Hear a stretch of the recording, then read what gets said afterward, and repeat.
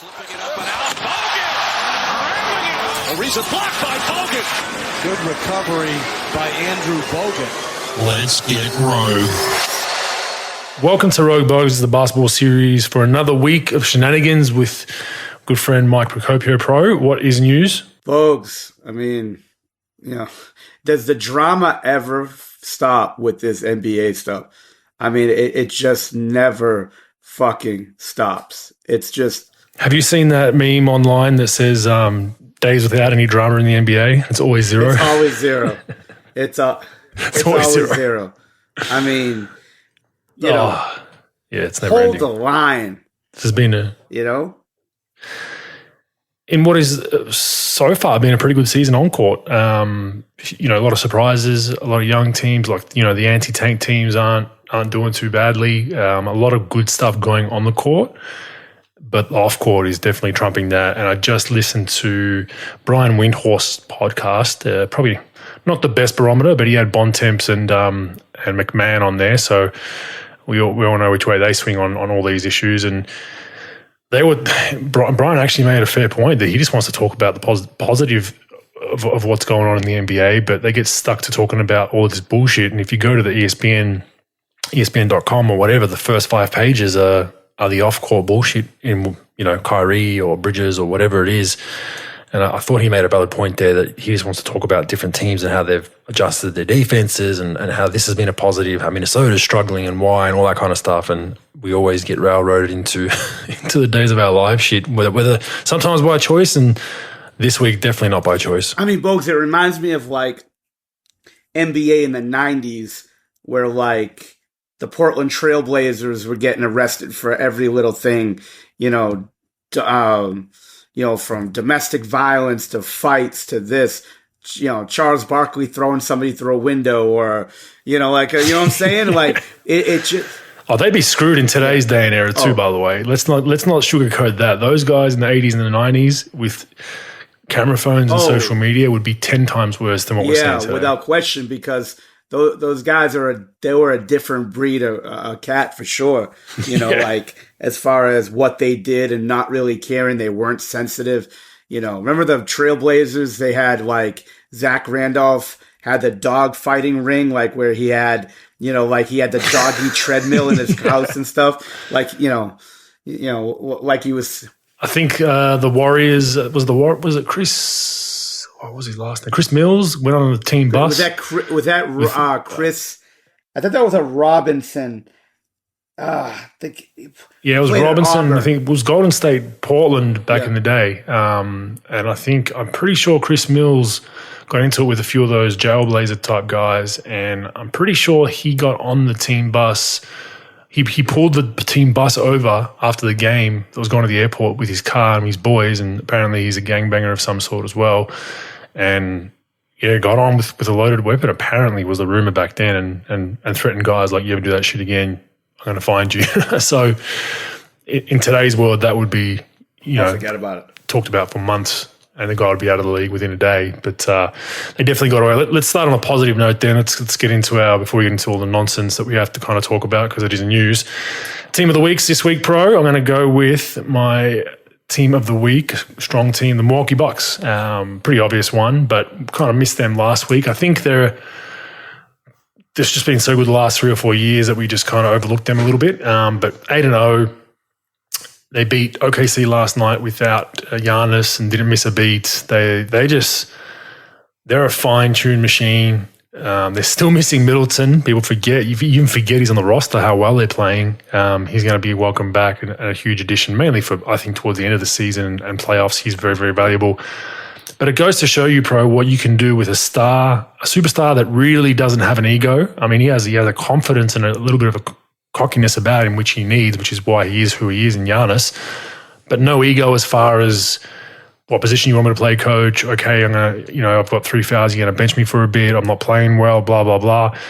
And great co-stars, veterans that understand their role, guys that are okay with being a 2nd, 3rd, 4th star, Drew Holiday and Chris Middleton. Lopez accepted his role. Portis has been great for him. The list goes on and on and on. They're just a fine-tuned machine, Pro. I've really got a lot of respect for the way they go about it. They've snagged a championship within this run. They've got a chance to do another one, get another one pro. They're playing really, really well. Bogues, I mean, that's just everyone else sort of gets the praise for, championship level organization, culture, all that stuff. We talk about it all the time.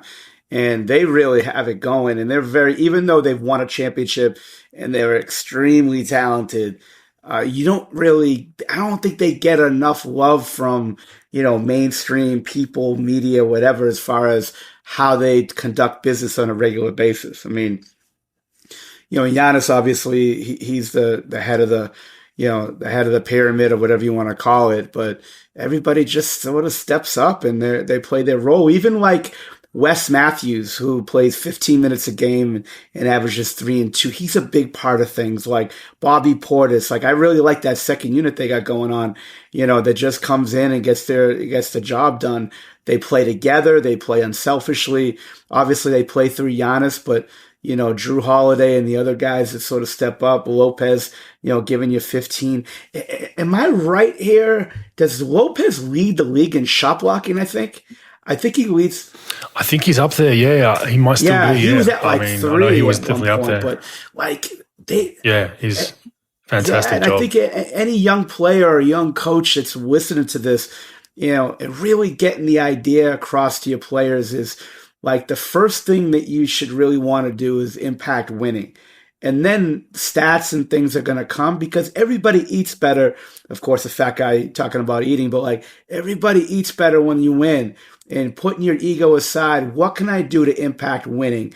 And then it's going to impact your checkbook. It's going to impact your bank account, your contracts, your status. But man, they win. They do a good job. That staff does a hell of a job. Oh, yeah. It just looks like they enjoy playing together too. Like it looks like everyone's content with their roles. I know this is my role tonight. I know this is his role. That's the beauty of a great team. And just quickly, blocks per game, Zubats has just overtaken my guy. Even to Zubats, I was his vet in LA, great guy. He's at 2.8, Lopez at 2.6, Claxton 2.4, Bobo 2.3, and Bismack at 2.3. So almost 3 a game for Zubats. But back to my point, it's just you can tell they enjoy playing together. And a key for me for a really good team for all the fans and people listening is when a superstar misses a game or when a second or third tier star misses a game or a team has 3 guys out one night that are starters and valuable minutes, a key to a good team is seeing how they perform on those nights because they can easily just say, oh shit, we're missing Giannis. OKC's not that good, but they can, and it's a close game and they maybe lose it. Bad teams will lose those games when a star's out because, it's kind of like, oh, who's the next man up? What do we do? Oh, no. Now it's my turn to shine. I'm going to show coach that Giannis is out, that I should be the next Giannis. They tick that over. And that was what Golden State, generally the last 10 odd years have been good at, where Steve would strategically, purposely rest guys during the season against tough matchups sometimes on purpose. And players would be pissed when I was there, like, hey, man, I want to play that. I want to play that game against Memphis at Memphis. We're 1-2 right now. Nah, we're going to rest you tonight. We'll get them again later. Because it puts a demand on the other guys to step up. It's no excuse mentality. And that's what Milwaukee have right now. They continue that steam train keeps chugging along. Giannis plays, he doesn't. Brook plays, he doesn't. Portis comes to the 5. Portis is out. We'll start a different guy at the 4. And I've enjoyed it. And Joe Ingles is still going to be coming back. That's a huge, huge in for them. Look, he's not going to be the Joe Ingles of Utah where he's, playing 30 minutes and running a lot of the pick and roll action when they moved Donovan to the 2. But he's going to be – that's a valuable guy to have sitting in that corner when you've got a guy like Giannis coming full steam ahead. No one's leaving Joey. He's going to be shooting probably 40s. That's his career average. So that spacing is going to get even better as the season winds on. I think he's got to be pretty close. I think he told me 9 to 10 months he's hoping, which would be December. But I think a safe bet for him would be, around February coming back. Yeah, I think there's no rush for him to come back. I mean, look, he'll slide into any role you want to give him. If you tell him, hey, you're the 12th guy, 8th guy, whatever it is, he's going to slide into it. And he's such a vet in sort of his mindset going. I think that, I wouldn't rush that. I would go February. Let him get some games under him, All-Star break, post-All-Star break, and then really have him, you want him rocking and rolling by end of March and early April, and then heading into the playoffs. So anything, you don't want any setbacks or anything. So there's really no rush. But I agree with you. I think that's the number one thing. Not every championship level team enjoys playing with each other. Let's be honest, they don't. But and that's a huge part of being a winning team, having sort of the unity in sort of like, you know what, we're gonna really have each other's backs and play with play hard for each other and, go forward. I do enjoy watching them play because of that as well. And they're a hell of a team. Who you got? You know what, Bogues? I've got the Cleveland Cavaliers. They were my honorable mention. That was second. You know what? Like as messed up as it sounds, I was sort of tinkering with the fact that maybe the Orlando Magic, because they beat Golden State, they played Sacramento really hard. They're playing hard. They're an enjoyable team. They got young talent. But yeah, the Cleveland Cavaliers, they beat Boston twice. I think they're seven straight. Boston twice. Now they beat Detroit and the Lakers today. So not huge wins, but like 8 straight, then including the Lakers game, I think. Yeah, they got them rolling. And look, I mean, obviously Donovan Mitchell's a big part of things there, and Evan Mobley, but like their bench is playing well, and they don't have Rubio yet. And JB Bickerstaff has done a great job. He's one of those guys that. Look, he's one of those guys that he was in Houston for a while. Dad coached in the NBA, was in Houston for a while, took over for a couple of coaches that got fired. Interim coach, went back to being assistant, got the head job at Memphis, got fired after a year in Memphis for I don't know what reason. And then, found his way back to the bench in Cleveland after, they fired their coach early on, and now he's got him going. And it's good to see a coach that really wasn't given a huge chance yet, like allowed himself to be coaching for a few years to ease his way in. And I think it's doing a hell of a job. They're a good team. They're one of the only teams in the league. I know like either Mobley or Allen isn't officially 7 feet, but like you got 2 7-foot guys in the lineup, basically, with Mobley and Allen, and, doing it a little bit differently than most NBA teams do. And they're really fun to watch. And, they move the ball. Mitchell is explosive, and, Garland's playing well, averaging 16, I think like 17 and 8, 16 and a half and 7.5. And, Karis LeVert comes off the bench for like 14 and 6. And, Dean Wade even playing well, Kevin Love in that role. And, look, they've been trying to get rid of everybody's been trying to get rid of Kevin Love for years, and he just keeps on trucking, 12 and 7 in 20 minutes. And yeah, they're a real fun team to watch. Like, I like those guys that like no one really thinks much of, that's really hanging in there and playing hard and playing the right way. It's pretty cool to watch. Yeah, and fair point about Rubio coming back with Kevin Love and Rubio. They played together, don't forget, I think in Minnesota. And just Rubio is that ultimate point guard that'll find him shots. Kevin Love's playing very, very well, very, very underrated. He's played this season. People are starting to talk about it a little bit, but he's in a smaller market. And yeah, Cleveland's a good pick. I had them honorable mention. I think they look like they enjoy playing together. They look like they're a young, hungry team. Donovan Mitchell's finally taking that next step. And what's intriguing about him is his assist numbers are up. We knocked him last season. A lot of people did. There was that stat where I don't know what the stat was, but I think his passes to Rudy were like 1 a game or some shit. It was like he had one, so he's got more threats than he can throw lobs to, and he's got shooters out on the perimeter. He's doing a great job there. They're a really good team, and they kind of coasted through that LA game earlier today before we recorded, and then just turned it on in the third and a bit of the fourth, and the game was over. I think the Lakers were up at half, weren't they? So that was that was interesting. So yeah, can't go wrong with Cleveland. All right, team of the week, bad team of the week, I think the Golden State Warriors. And for all the Golden State fans that follow me, I think I'm being a bit hard. They received the team of the week, maybe even 2 last season, Pro. I think I gave them maybe 2 because they had some bad runs and they won a championship. So the Rogue Bogues team of the week, the WEAK, doesn't really paint the picture for the whole season. You can still go on and win a chip, because I think they heard that Pro, that they got team of the week on the Rogue Bogues podcast, and they stepped up their form and won a championship. But I'll get into some numbers later in the useful or useless stats, but they're 2 different teams right now, Pro. I don't know if you've seen this, but I know we don't love plus minus because there's pros and cons to it, but this is glaring. All of their starters are net positive. Their whole bench is net negative. Full stop. Wow. That is, you don't see that very often. Usually there's at least one or two bench players that fit in well with the starters, but that is alarming. They have huge alarm bells ringing with their bench. Their bench just does not fit well together.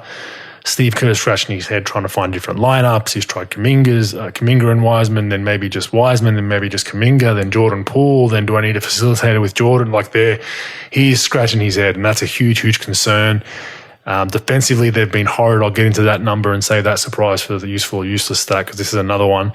But yeah, the plus minus in this case, because we've had a pretty good sample size now, 8-9 games, tells you that the starters are doing their job. Their bench is just absolutely horrific on the other end of the floor, and they've lost 5 straight. They're 3-7. It's not the end of the world, I think. They do need to pick it up though, and they're, the danger in any conference. I mean, people say the West isn't as deep. Is you just don't want to be stuck in one of those playing games. I mean, Golden State's the one team that could plow through that and be fine, but you don't want to be stuck in those playing games late in the season if you've got an injury or two and then you're facing a motivated New Orleans Pelicans or even Timberwolves at that point. So I don't know if you've watched many of their games, Pro, but they look very out of sync. Albeit they did rest some guys. Was it the Orlando game? I think they rested a boatload of guys. Maybe the game before that. So they have rested a few guys here and there, but still, for the most part, there's a little bit of an alarm bell at 3-7. There has to be, Bogues. I mean, look, championship teams have finished. Level teams have finished a little bit. It's not finished, but started the season a little bit off the rails, the hangover, record wise, and then they just pick it up. But they gotta figure things out. I attribute it to not enough player only meetings.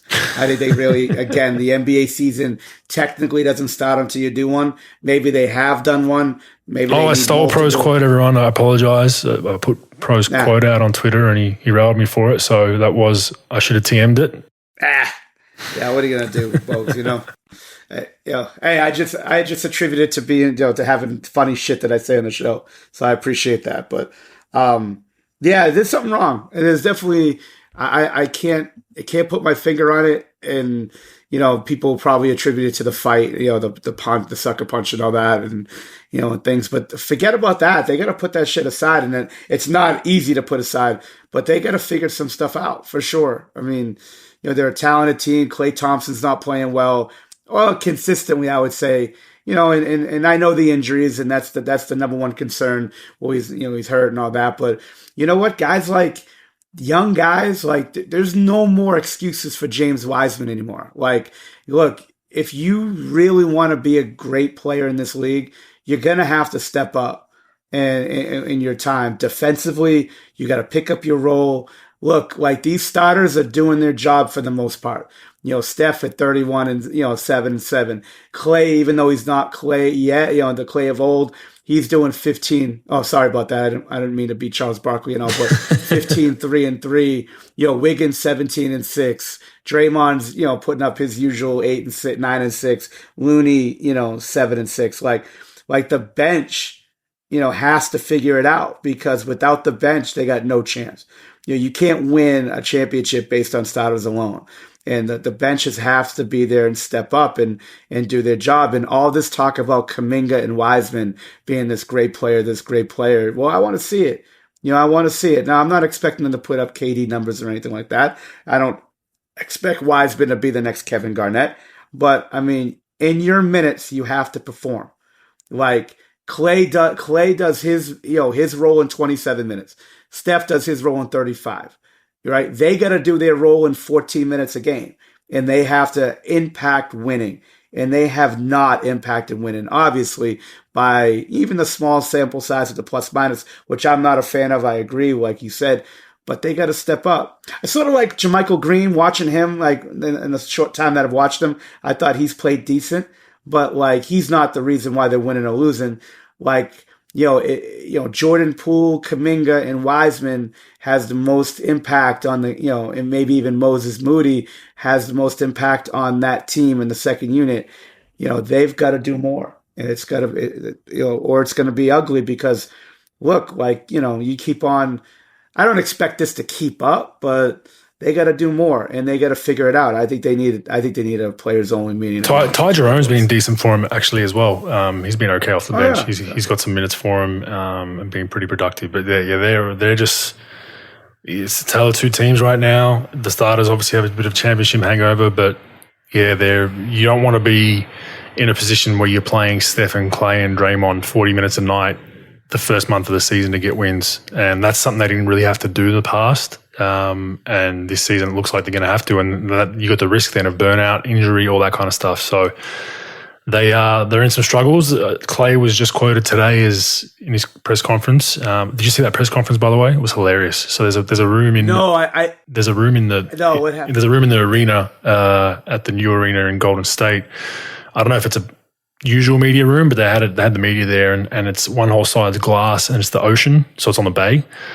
So when Clay sat down, the ocean was to his right, so he faced the windows and did his whole press conference and just said, "Look, I just love looking at the ocean." So, and like, look, no one, they're asking him questions and he's just staring into the abyss. He's like, it's just such a Clay thing, like swiveled his chair towards the windows and just like, sorry guys, I'm just going to look at the ocean. But anyway, he said in that press conference that he feels a win streak coming on. So he feels it. And I think he'll definitely be one of the motivated guys because of the way they're playing. But yeah, easier said than done. I think they got to get their bench right. So that is my team of the week, bro. Who you got? Bogues, I've got the best AAU professional team in the world right now in the Houston Rockets.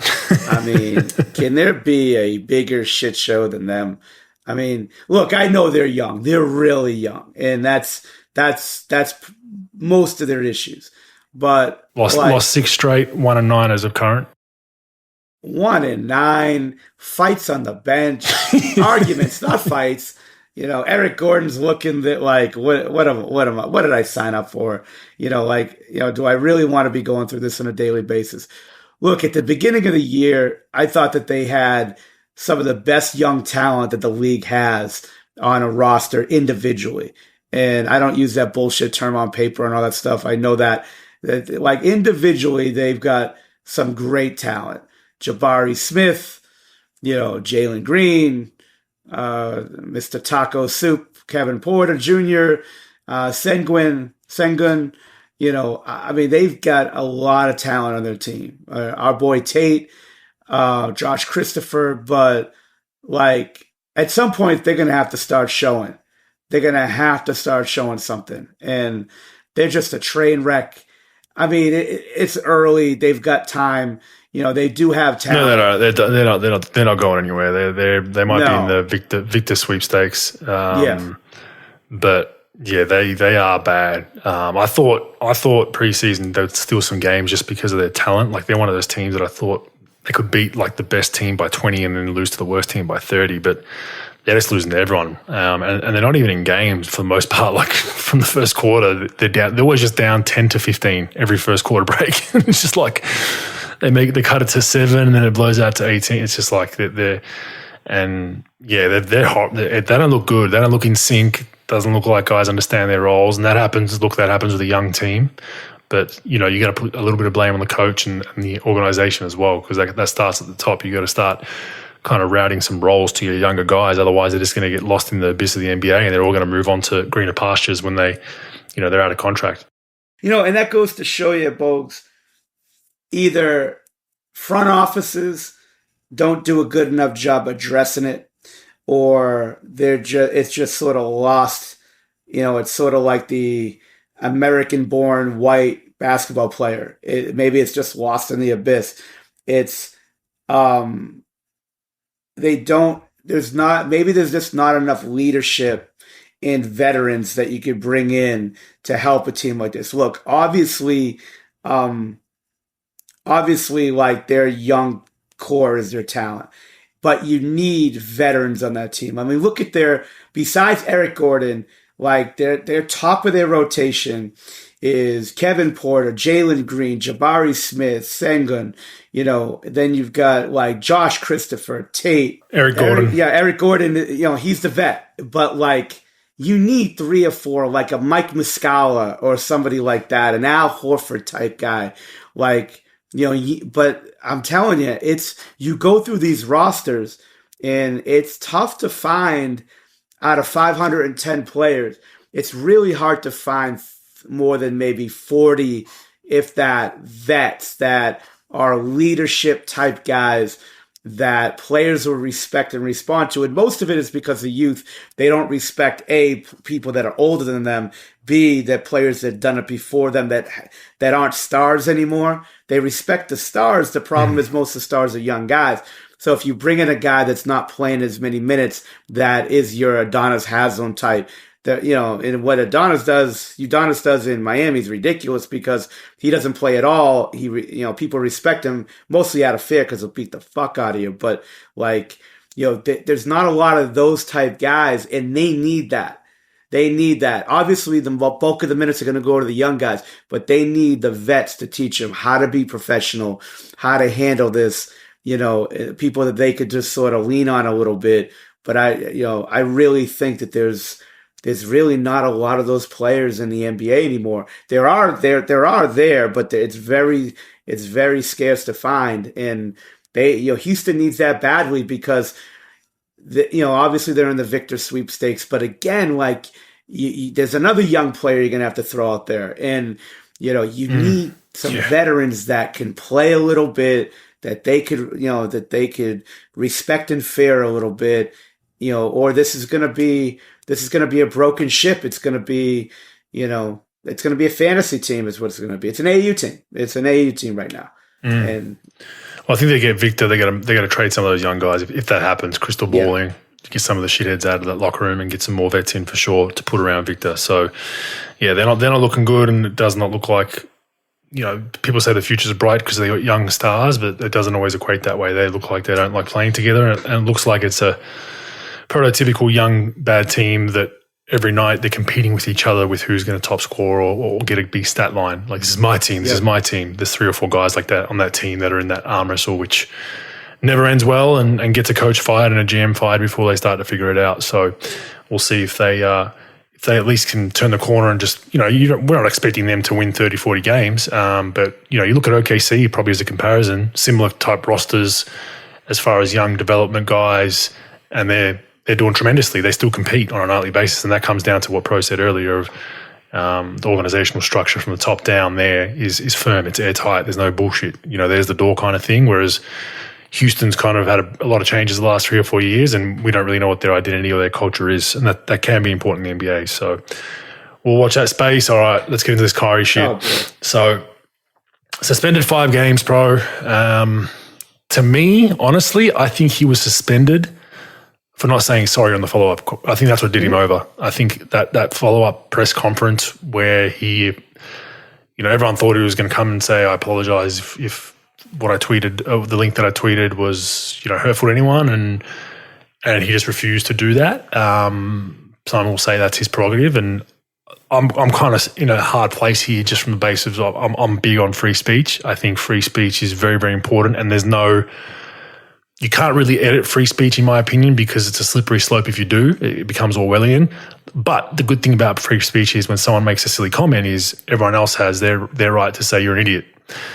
What I don't agree with this is everything that's happened in the aftermath. He does, you might argue he deserves severe punishment, light. I know your position's a little bit different to mine. But since then, he's got 5-game suspension. Nike's now suspended their relationship with him. They've said suspended. I think that relationship is done, but suspended does mean theoretically that it could be turned back on, but I highly doubt that. And since then, a list of demands, and this is what I don't agree with. I don't agree with these kind of demands for him to be reinstated. The Nets have delivered Kyrie Irving 6 items he must complete to return to the team. Apologise and condemn the movie. So not only apologise, but condemn the movie.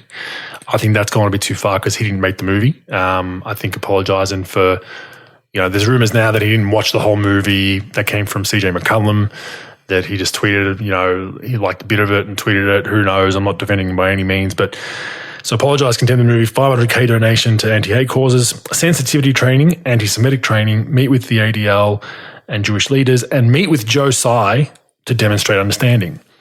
I think this is a bit much. I think that he's obviously made a mistake. I think everyone, Kyrie's probably made more mistakes than anyone. I think the vax issues definitely hurt him in this case. And I think, I don't know, I'm not about, I've disagreed. I've agreed with some things Kyrie has done and said, and I've disagreed with a lot of things he's done and said. I still don't want him cancelled off the face of the earth, bro. And that would be for my greatest enemy said something. I would combat what they said and go back at them and have some back and forth and some choice words or her, but I wouldn't want them to lose their form of employment, if that makes sense. That's where I'm stuck with with what's going on. There are some hypocrisies within all of this. Number one is the NBA and the Brooklyn Nets have obviously been very vocal lately the last couple of days, and there's suspensions. There's not a lot of support for Kyrie, which you say is fair enough. Amazon has not been mentioned, bro. Now, Amazon hosts this controversial documentary movie, whatever it was, which I haven't seen. You and I both probably haven't seen. But do you know why Amazon's probably not mentioned, pro? Isn't Bezos going to buy a team or something like that? And don't they stream games? No, because yes, Amazon's in negotiations with the NBA for live streaming. That they're going to be part of that deal that could be potentially $1 billion a year TV rights when you add up all the different platforms they can stream on, and Amazon's a prime negotiator. So there's some hypocrisy there because they're hosting this bloody thing. Like if this movie documentary is that bad and anti-Semitic and has horrible views, why is it even being sold? Right? Like, why is Amazon getting away with that? Number two is Nike. Okay, you suspend your relationship with Kyrie, I get it, but you still are engaging in slave labor to an extent, using children in low-income Asian countries to make your product to boost profit margins. Hypocrisy there. And then number three is Joe Tsai. Like, meet with Joe Tsai to demonstrate understanding. Like I said a couple of weeks ago, this is someone who engaged in slave labor. So I don't want to get too far into the whataboutism because people say, well, that's not the issue at hand. Like I said, Kyrie's got to deal with his medicine of what he said. I think what did him in was not apologizing. But I think cancelling off the face of the earth is not going to change his views. It's not going to change what he thinks. And I just think that's the wrong way to go, in my opinion. I think there should be some stuff done behind the scenes, all that kind of stuff. But it's just it's a tough one to me because I think as we get into our next topic, I think there's things that are done in the NBA, in my opinion, that are way worse than Kyrie Irving's posted a link of a movie that had some anti-Semitic things in it, and that's just my opinion on it. But like I said, I'm not condoning what was in the movie. I'm not condoning Kyrie's comments of the past. I am just supporting that, yes, people are going to say dumb things as part of an open, free society, and it's everyone else's job to then say, hey, this is why you're wrong, you're an idiot, you're this, you're that, look at this evidence, look at this, look at that, and you have that debate in the town square. I don't like the whole there's a few cancel things, off the face of the earth thing, bro. Folks, and I do agree with you. Like, I think in life, you're allowed to make mistakes, learn from them, get punched in the stomach about it, get scolded. There definitely should have been something, and then allow yourself to get built back up. Unless, there's only a couple of things that would sort of stop, in my opinion, should stop you from doing that. And I think what he did was bad. Is it as bad as murdering somebody? No, but it's still bad, and he should be condemned for it a little bit, for sure. A few things here. Before the aftermath, not one player said a word about this. Not one player, again, I go back to it like you want it to be a business. You keep saying it as, it's literally like that's all you say. NBA players, it's a business, but they don't treat it as one. NBA players would not survive without ownership. Ownership would not survive without players. It's a partnership. It's almost as, the NBA provide and the teams provide organization for the players. It provides a platform for players. It provides arenas for players, all that. The players provide the talent. The players provide the content. So it's a give and take. So you're talking about people like Donald Sterling and Sarver being excommunicated off the planet. I'm not saying that that Kyrie Irving should be, excommunicated. But I'm saying that, look, this isn't right. Just like those guys, what they did weren't right with the ownership and the racism stuff. They didn't speak out one word about it. All right. And I think that's got to be looked at as like, what are you doing?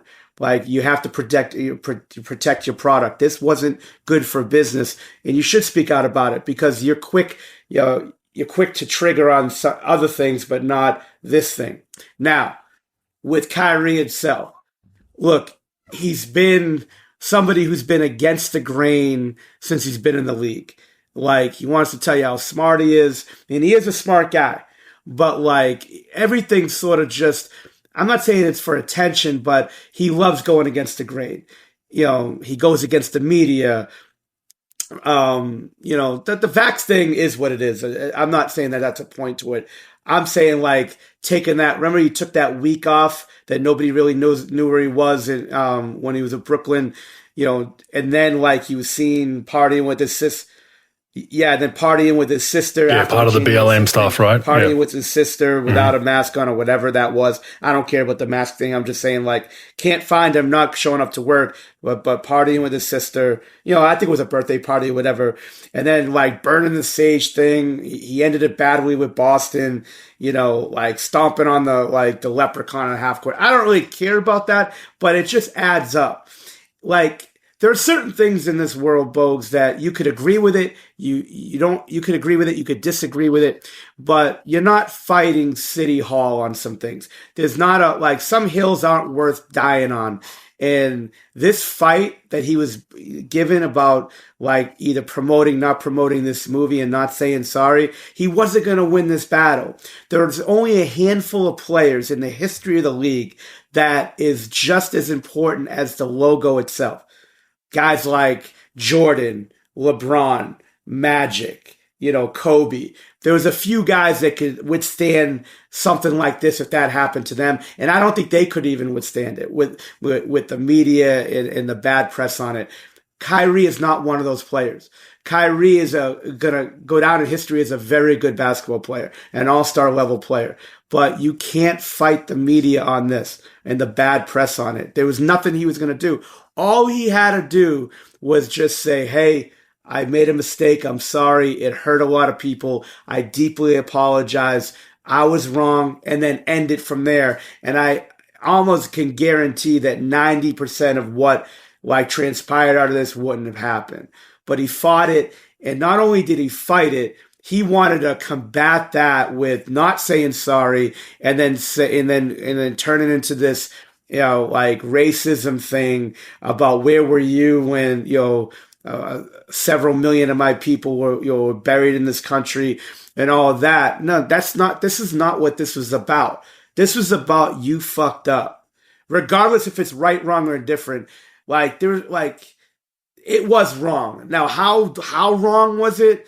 I can't judge it, but it was wrong. And all he had to do was say he's sorry. He fucked up. He offended people. And you know how we are in our society today, especially when it comes to anti-Semitism. It's a huge deal. So don't combat anti-Semitic speech. Do I think he's anti-Semitic? No. But I think he was one of those guys who's got to be the smartest guy in the room. He's never going to say he's wrong. And then it's always going to be on his terms. That's how he's been for a long time. And now he combats that with the racism thing, which has nothing to do with this. It was his mistake. It's got nothing to do with that. He likes to be combative with the media. And he has no equity with the media, the way he treats them. And if he was a great dude and he was no problems in any of his stops, in Boston and in Brooklyn, and then he did this, people would be like, Kyrie, you messed up. But you know what? Kyrie's built up so much equity of doing great things and a solid pro and doing this, that he made a mistake. But because he made all these enemies because of, he's combative for sure. They're not gonna back him up. And it's one of those things, Bogues. Like, look, we could agree to disagree on how severe what he did. Like I said, I don't think he's a war criminal for doing what he did, but he's got to read the temperature in the room. You know how today's society is. All he had to say is, "I'm sorry, step away, I apologize." But then he does that half apology where he doesn't apologize, but then he says, I forgot how he worded it. It was like, I'm holding myself accountable. But he didn't say, "I'm sorry." It's all they were looking for. And I think he just turned this into a big deal when, like you said, to open this segment up, all he had to say is he's sorry. Yeah, that's what it came down to, in my opinion. I think it just came strictly down to that. You look at, I guess, LeBron as the example. He posted a rap lyric around, I got that Jewish money, or a verse in a song that had something to do with that. I got that Jewish money. And I guess he put out an apology immediately. And that's probably what people look to is, if it was good for LeBron, it's good for you. But like I said to everyone, I mean, I don't agree with the deleting of Kyrie Irving from the face of the earth. But I definitely agree with people can go at him and debate him and say, "You're wrong, this is why," or, blah, blah, blah, this is wrong. But, it also goes to say that there's movies out there that have anti-Semitism, that have racism, that have, Django, the prime example. Like, is that movie allowed to be, if someone says that's my favorite movie, is that then deemed as like, well, you like a racist movie? You know what I mean? Like, so there is a bit of a slippery slope when this stuff's out in the mainstream as well. Like, plenty of Hollywood movies are, anti certain groups in the movie, right? Like, there's racist words used, there's violence, there's gang violence, there's rapes, there's all kinds of stuff in movies and even some of the documentaries you see. So I think it is a fine line. We need to be careful as well around that. And like I said, I'm by no means defending because number one, I haven't seen the documentary, but I'm taking it at face value of what people said. It's got anti-Semitic references in it and theories, and that people should go back at Kyrie for that and tell him that he's wrong or that movie's not right because of this. But I just draw the line on mass cancelling, and that leads on to the next topic: is Miles Bridges has pleaded no contest to domestic violence. So he will just take whatever the deal is. So he's obviously struck some sort of a deal to say he's not even going to contest the degrees or whatever or how severe it was. He's saying, "Yep, I did it," and they've probably agreed to a deal. The question that I asked to you in a group chat that we're at: what's worse, Kyrie's comments or someone being involved in domestic violence? And most people will say domestic violence, right? I would. I think actions are louder than words. In this day of words of violence, okay, I don't know about that too much. I think actions of violence are much more violent than words, and I think Miles will get a much more lenient suspension, in my opinion. And historically, it's been that way. Like, players have done some crazy shit. Like you talked about the Portland Trailblazers, quote unquote jailblazers. You talk about guys that have brought, drugs on trips, guys that's been much more lenient, their actions, right? So I think the NBA is in a tough spot, and they've, on that podcast that I referenced earlier with Windhorst and the gang, they were mentioning just in general about how much appeasement has been towards the players the last probably 5 years under Adam Silver, and they were really critical of Adam Silver on that podcast. By the way, they were like, "Where is he at? Like, what's going on? How have you not addressed this? You've left it to the Nets on an island to address themselves." And that's the danger of, I think, Pro, you've touched on it many a times, is, it's a player-run league right now. And as a former player, I think the balance has swung too much. Look, under David Stern, it was the other way. It was like, it was heavily pro owners. You were around that time, Pro. David Stern didn't fuck around. It was Iron Fist shit. It was like, hey, you didn't have a collared shirt on the way to the locker room with our business casual dress code policy, and you're like, "Oh, but no buts, $10,000, don't do it again." You're just like, all right, cool.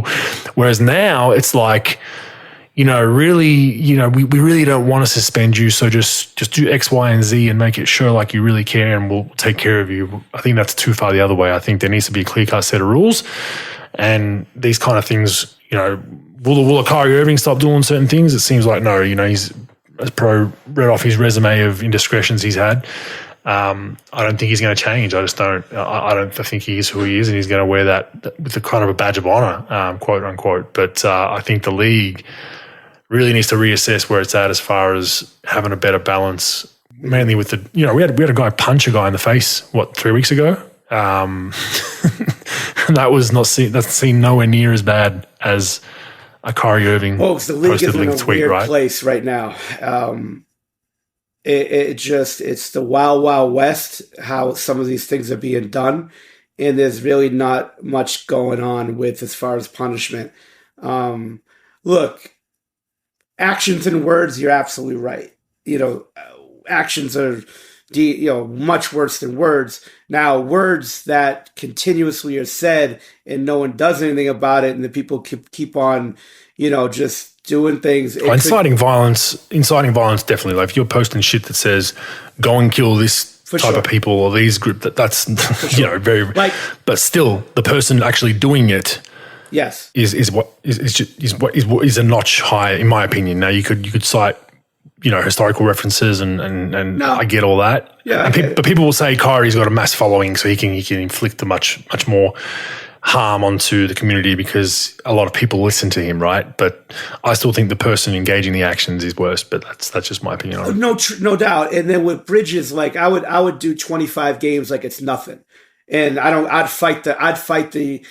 take it to the Supreme Court if I had to.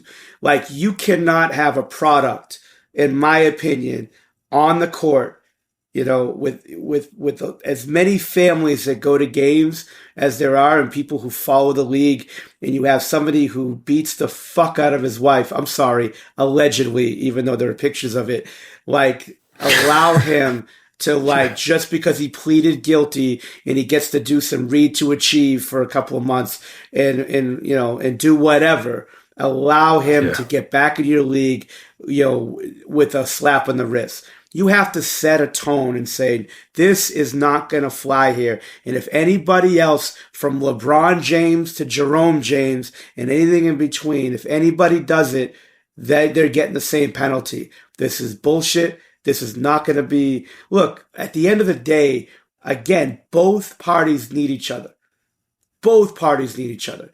And if you want this product to be the best in the world, which some people believe it is, you gotta be a little more lenient than Stern was with players, but not much more lenient.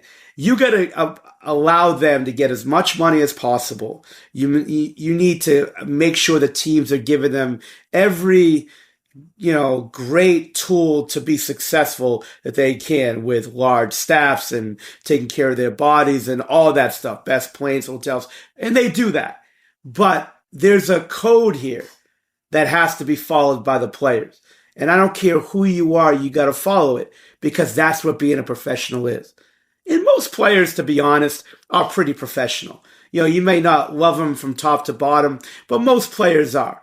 But let's be honest, especially people closer to the top of the food chain, they feel as though they could do whatever they want and nothing's really going to happen to them. And that's not right. But it's this player empowerment thing spreads deep. Like back in the day of Jordan or Bird or Shaq or someone like that got preferential treatment, you'd be like, okay, like those guys, I could see sort of looking the other way on some things that they do, but it seems like they look the other way on almost every player. Not Miles Leonard, of course, but like most players, like they're allowed to do almost anything and nothing's really going to happen to them. And they got to set the standard now and say, you know what? No more. Because they're talking about owners being held to a high regard on what they do. The players, it's both ways. All three entities, ownership, players, and staff of teams, they need to hold themselves accountable to and set a standard of, I'm going to be professional. We're going to act accordingly. But stuff like getting in trouble for domestic violence, drug charges, I don't care if it's marijuana or whatever it is. It sets a bad precedent. You don't want to be reading every day online about some new drama. We were talking about it before the show started.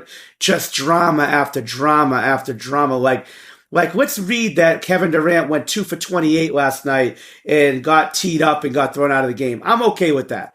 But I'm tired of seeing this guy punches this guy out, this guy domestic violence, this DUI, this fight, this thing. Like, it's a professional league for a reason. And I don't know. And unfortunately that stuff, the news love that stuff, and we're talking about it, so mission accomplished. But that stuff's usually front page, and the game we all love should be first and foremost front page. So last one on at least an off-court drama, Jalen Rose. Did you see this shit? Yeah. I still don't understand why this is controversial, but I guess the reasoning we'll find out. He basically asked again on whatever show he's on ESPN that why hasn't the female in question been named in the Ime Udoka scandal? That has blown up social media, and people have said that's outrageous. You should not ask that. He then, during a commercial break, aired an apology that said, "After I discovered the lady in question was a subordinate to the head coach, I now fully understand why her name should not be released to the public." I'm still wondering why, bro. Like, I get this whole, with the Me Too movement, people in positions of power, but like, really? I don't know. I think in every job you're in, there's always someone above and below you. So you technically hold a position of power on most people. Shit, in an NBA starting, an NBA squad of 15, there's positions of power, right? So does that then mean someone else gets two people can do something bad on a team, and one, oh no, he's player 15, we can't name him? Like, no, I think there's positions of power all throughout life, and I think it's fair. It's fair that if Udoka it takes two to tango, man. Like, allegedly the other person involved also was married with a husband, and I mean, Ime obviously was engaging in things that he shouldn't have and should have known better as a coach. But unless we've gone to the route of where it was forceful, that's a whole different topic of conversation, right? But yeah, I scratch my head, pro. This is a very American thing, and probably Australian, where it's like if it's someone that's higher up in your workplace, then they should be protected at all costs. I think it's two to tango. Both should know better. Do I lean a little bit more towards the head coach knowing better? Probably. Like, I'd probably say, look, Ime should have definitely known better. But as far as, naming them, I think they're both at fault, bro. I just don't. I don't understand what Jalen said was so controversial that he needed to apologize. Folks, to me, I think that, look, people at ESPN, you could like them, you could not like them, whatever you want to do. But they're paid because they're so-called experts at what they do, or whatever Jalen's working for. I forgot, whatever network he was doing the game for. But they're experts, and they get paid for their opinion. As long as it's not outlandish and where it's really offensive to people, or just off the like rails. If they have an opinion on something, Jalen Rose is a respected ex-player that certain population likes, as far as people like him, people don't like him, whatever. Like, a certain amount of basketball people like him, and he had an opinion on something. I don't understand, regardless if it's right or wrong, if that person should be allowed, their name should be floated out or not. That's his opinion. It's the same thing with the radio talk shows. They've got opinions. That's what people want to hear, regardless if it's like fantasy world or not, doable or not, a little bit offensive or not, or legal or not. Like, it was such a benign thing that he said. And when I saw the apology, it's like, come on. Like, and that's our society. We have to apologize for everything. And it's absurd. It's absurd. If he called a young lady a bitch or something like that, okay, yeah, definitely. I apologize. That's the dumbest shit I've ever heard. He didn't do that. All he said was, should be named, or whatever he said. And that's not the worst thing in the world to say. You shouldn't have to apologize for that stuff. And do you think this changes his opinion? The fact that they've made him apologize, do you think his opinion really has changed? No, I don't. That's the thing. You got to have people with different opinions on controversial subjects. That's a part of being an adult and being a human being. Like, if everyone just agreed in lockstep, we'd be robots, right? Yeah. And yeah, obviously you get the extremes like Kyrie and the post and whatnot, but I think, you want to agree to disagree on things, and that's where we've lost ourselves. This is a basketball podcast, but we've lost ourselves as a society. It's like, whoa, you disagreed with me. Oh, you're this or you're that. It's like, no, like we have different opinions, but we can still be friends. Like we might agree on other things. Like, but on their side, I don't think it's that bad. And it's like, wow, like just the fact that they rushed to an apology and just insane to me. And I saw that. I think I was watching that game live when it came on. Oh no, someone sent me the link. Actually, I wasn't watching that game. I lie. I was watching a different game, and someone sent me the link, and I watched it. And I was like, "What the hell is going on here? Like, are you serious? Like, that's that bad?" But I guess with the Me Too stuff and the Weinstein and everything that's happened in the past, I get it to an extent. But I didn't think it was controversial, and I still stand by saying that it takes two to tango. You cheated on your husband. He cheated on his fiancée. You two knew what you were doing. If it was, like I said, if it was a situation where it was like, hey, you better do this or you're losing your job, different story. Totally get it, understand. But from all reports, it was not that and never that. I think beyond that, weeks after when it supposedly was supposed to get broken off, it got a little bit like, I still want to do it. And she was like, no. That's, I think, when it got a little bit, controversial. But other than that, annoying from ESPN, in my opinion. Spencer Dinwiddie, this is hilarious. Did you watch the press conference, by the way, with Spencer Dinwiddie? I did not. I just heard what he said about what. It's a good one. Yeah. Watch it. So he has a press conference after a game, and he leads in and says, "Before I take any questions, I want to give a statement." And he just went on a 2-minute spiel about Tony Brothers, the referee, all factual. Basically said, I got teed up by him. No, sorry, there was a bad call or something, and I just clapped. I was just clapping, which I do every other game the same way. Wasn't in his face, wasn't demonstrative. And he teed me up, and I was like, what the hell? I went back to the bench, and then a teammate came up to him and said, Tony Brothers referred to me as a bitch-ass motherfucker to a teammate of mine after he called a tee on me. And Dinwiddie just went on a spiel of like, I don't think I'm that. Like, why would you say that? That's not fair. What? I'm a blah, blah, blah, blah, blah. But it is an issue, I think. Tony Brothers is, I would say, one of the more arrogant referees in the league, in my opinion, with having played in the NBA for 14 years and dealing with him. There was days we got along, there was days we weren't. But if you tried to, punk him or big boy him or say something like, come on, man, what the hell are you looking at? Put your glasses on. If you make a little quip like that, you're done. He's going to go after you. He's not going to give you calls. He's going to call everything on you. That's the kind of referee he is. So this does not surprise me. He is a referee in the referee mold of I'm a rock star, in my opinion. I think he loves the limelight. He loves, like a lot of referees, 90+% of them try to stay out of the limelight. He'd referee the game. And he loves the off the court. I've seen him at the hotel bars and hotels we've been at before. All that kind of stuff. He loves that whole. Which is fair enough. That's his prerogative.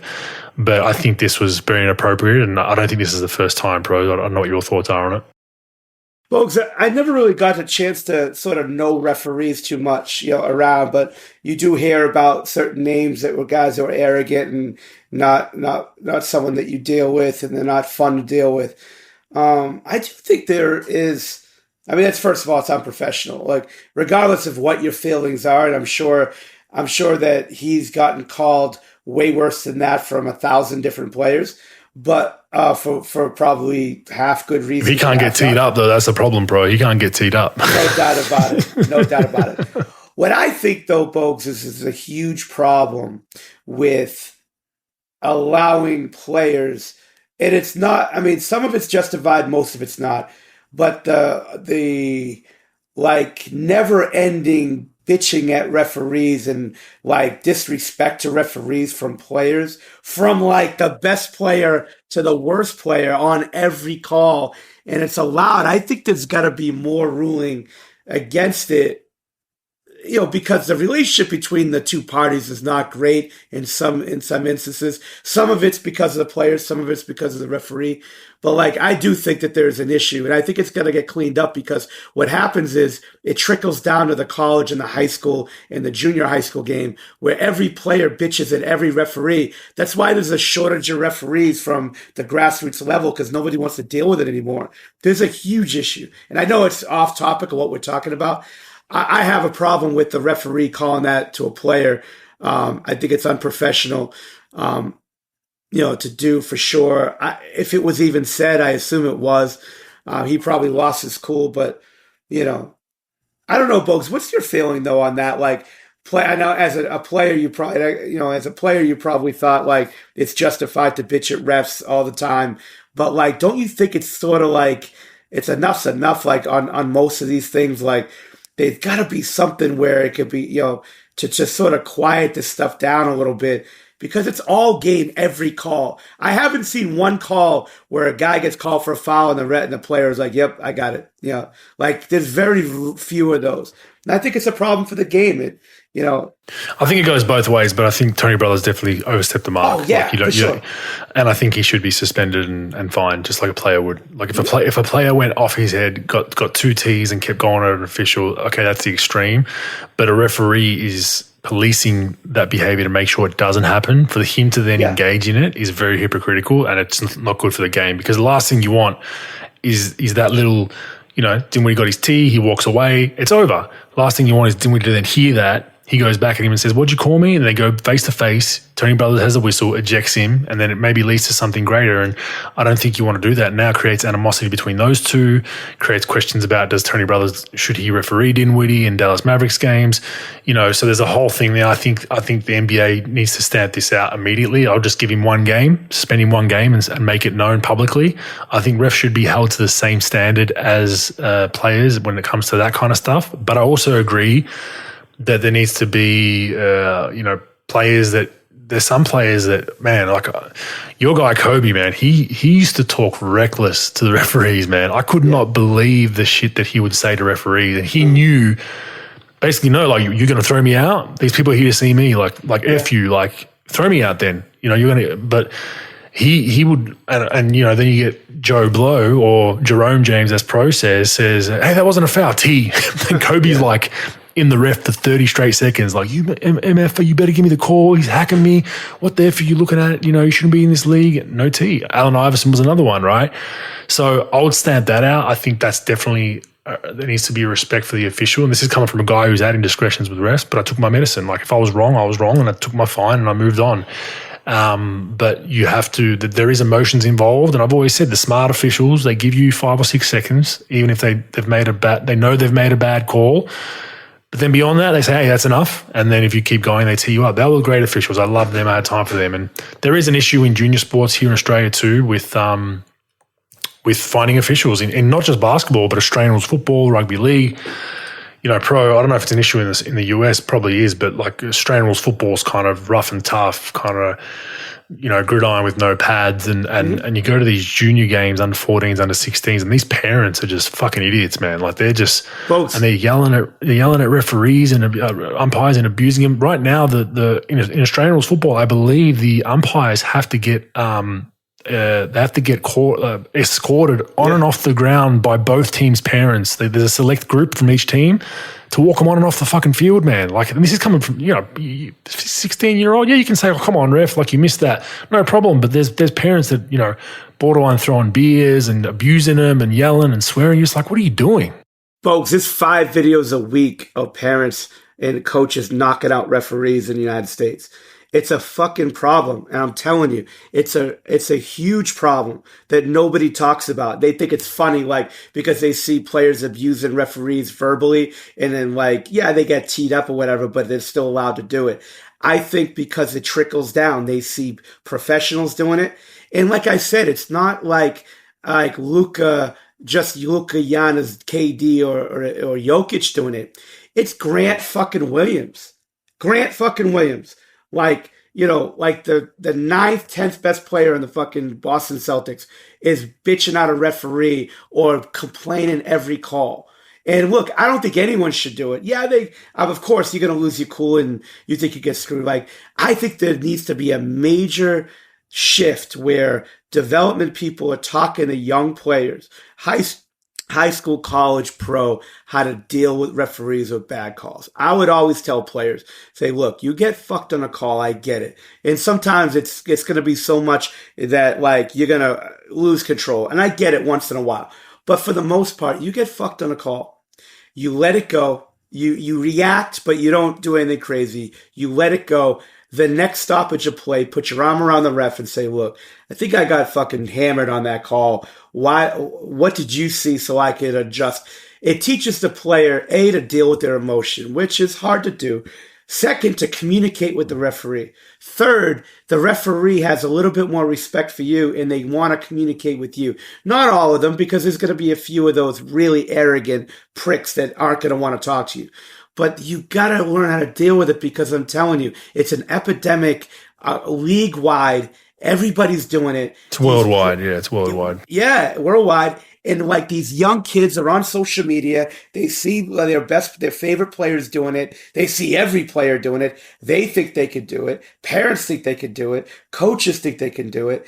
And I'm telling you, if it's not taken care of on the pro level, we're going to be having huge problems. There are huge gaps of like tournaments and leagues that can't find officials, because these people, men and women, are retiring from the job because they don't want to deal with it. Like they get paid $40-$50 an hour. Yeah, they get $35 a game in the United States. So some asshole could fucking knife me after the game because I called the foul on their I called the travel on their 5'3", 350-pound whale of a son. Like, and now I get to hear it from you. Like, no, like I called the travel, whatever it is. But like, and that's what. Well, the AFL went the other extreme, and I heavily disagreed with this. They went to the Pro League here last season. They introduced a no dissent rule. Yeah. So whenever the umpire made a call, you could not react. Period. That's wrong. Yeah, that's wrong. So it was even body language. So if you literally waved your arms up, like, hey, like, how was that a free kick? You did that motion, like what's going on? You got a penalty, which is a 50-meter penalty. They move the ball forward 50 meters, similar to a technical foul, right? That's the extreme, and Australia loves taking things to extreme, as we've seen over the last 2 years. That I disagree with, but I agree with you. I think if we're going to have young officials wanting to be officials, and actually getting good officials, that's how you get the good people that want to do it. I think there's a lot of people that probably go into refereeing or officiating that weren't good at the sport. There's that old joke of like, you weren't good today, you want to have a position of power above. And there are people that do that, but you're leaving it to those people. If there's actually talented officials that are just like, this isn't worth my time, I'll just go do my regular job, make my $30-$40 an hour and not get abused by people. So I think it is an issue in junior sports. I think parents out there, like, I can't tell you how I'm going to be with my kids, but I'm 99% sure that I'm going to sit in the corner, even away from parents, when I go to my kids' junior sporting events, when the time comes when they're participating in organised events, because I don't even want to deal with parents. I don't want to deal with hearing a parent saying something about my kid or someone else's child, because I'll be the one that'll be like, hey, man, shut up. Like, it's someone's child or it's my kid or whatever. Then you're just going to put yourself in a situation where you're going to get in a conflict, right? So I'm the kind of parent that would, and it might seem like I'm being arrogant because I don't want to mingle with the parents, but I want to be left the fuck alone in the corner, enjoy my child at their sport, and then mingle before and after, no problem. But I don't want to be in the kind of over the coals and then I have to address what idiots do, right? And so parents that listen, like if you're taking your kids to sport and you hear parents say this, like I think the best way of addressing it is, if you hear a parent doing that, just go up to them once they've cool down and say, hey man, like there's children here, man, in a nice way. I think if you fight fire with some of your drunk idiots at these games, it just causes a problem. To say, hey man, there's kids here, don't swear, like please be respectful. We're struggling to find officials. And I think it's probably the duty, it shouldn't be the duty, but it's the duty of the parents that are level-headed to kind of pull them back in line without rah-rahing back at them pro. And that's the only way it's going to move forward, because I know there were some football leagues that weren't letting parents get out of the cars to watch. So like, in Australian rules junior games, you can park all around the football field, pretty much like baseball or football. And if it's raining, most parents would sit in their cars and watch their kids. But if it's sunny, they get out. There was some local leagues that was just saying, we want parents to stay in the cars because it's too much. Like we don't want to hear the abuse, and that's sad, man. That's sad. And then kids think that shit's normal. And then what do they grow up to be in high school and college and the NBA? They grow up to do the same thing. So fair point by pro. I definitely am all for people just pulling their head out of their asses and not being idiots at junior sports, because that's where it starts. But we also need professional athletes to probably show a bit more respect to officials. So the people idolizing him don't copy. All right, KD rumors that look, some people I'm close to, and it has hit the media a little bit, that KD is very close to asking for a trade. He hasn't as of yet. They are winning a few more games, but Ben Simmons in out of the lineup, Kyrie now gone. Ime Udoka, bro, is that going to happen or what? What the hell's going on there, by the way?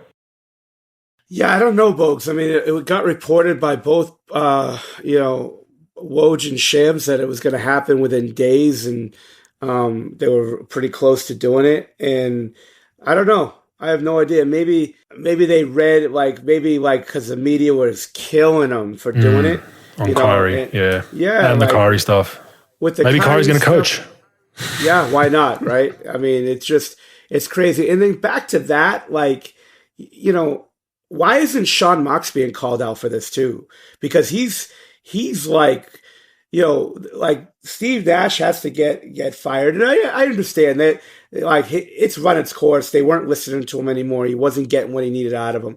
But Sean Marks put this roster together. They had all these young players. They had these picks.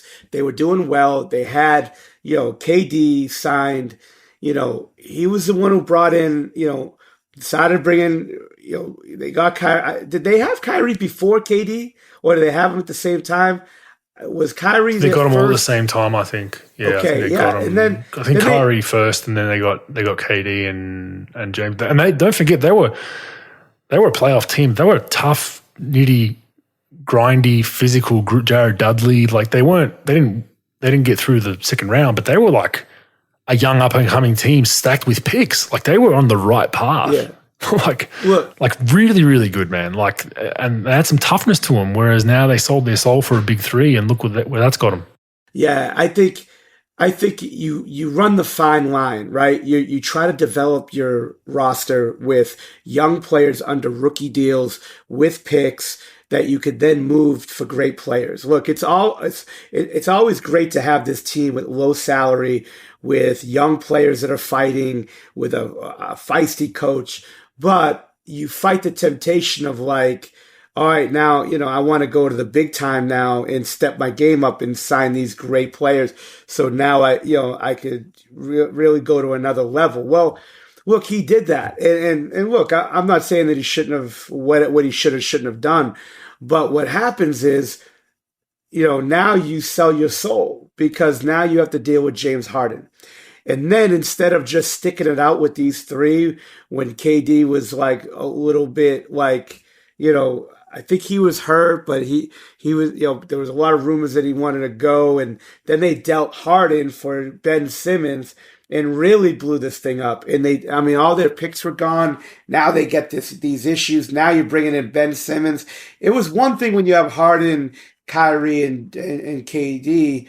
You've got talent that could blow teams out. It might have been a very high maintenance group on one end or the other, but they could blow teams out. But now you trade James Harden in a heartbeat instead of just holding on to it for another few weeks before you all got healthy and to try it out. But now you trade him to get Ben Simmons. So not only you still get Kyrie there, you got KD who's asking for trades and people to get fired. Now you've got this team that's very flawed, and you got a coach that's on the hot seat. You get rid of the coach, but you were the one who brought these players in. Steve Nash, yeah, when players shut you off, it's time to go. But he wasn't the one who brought that roster in either.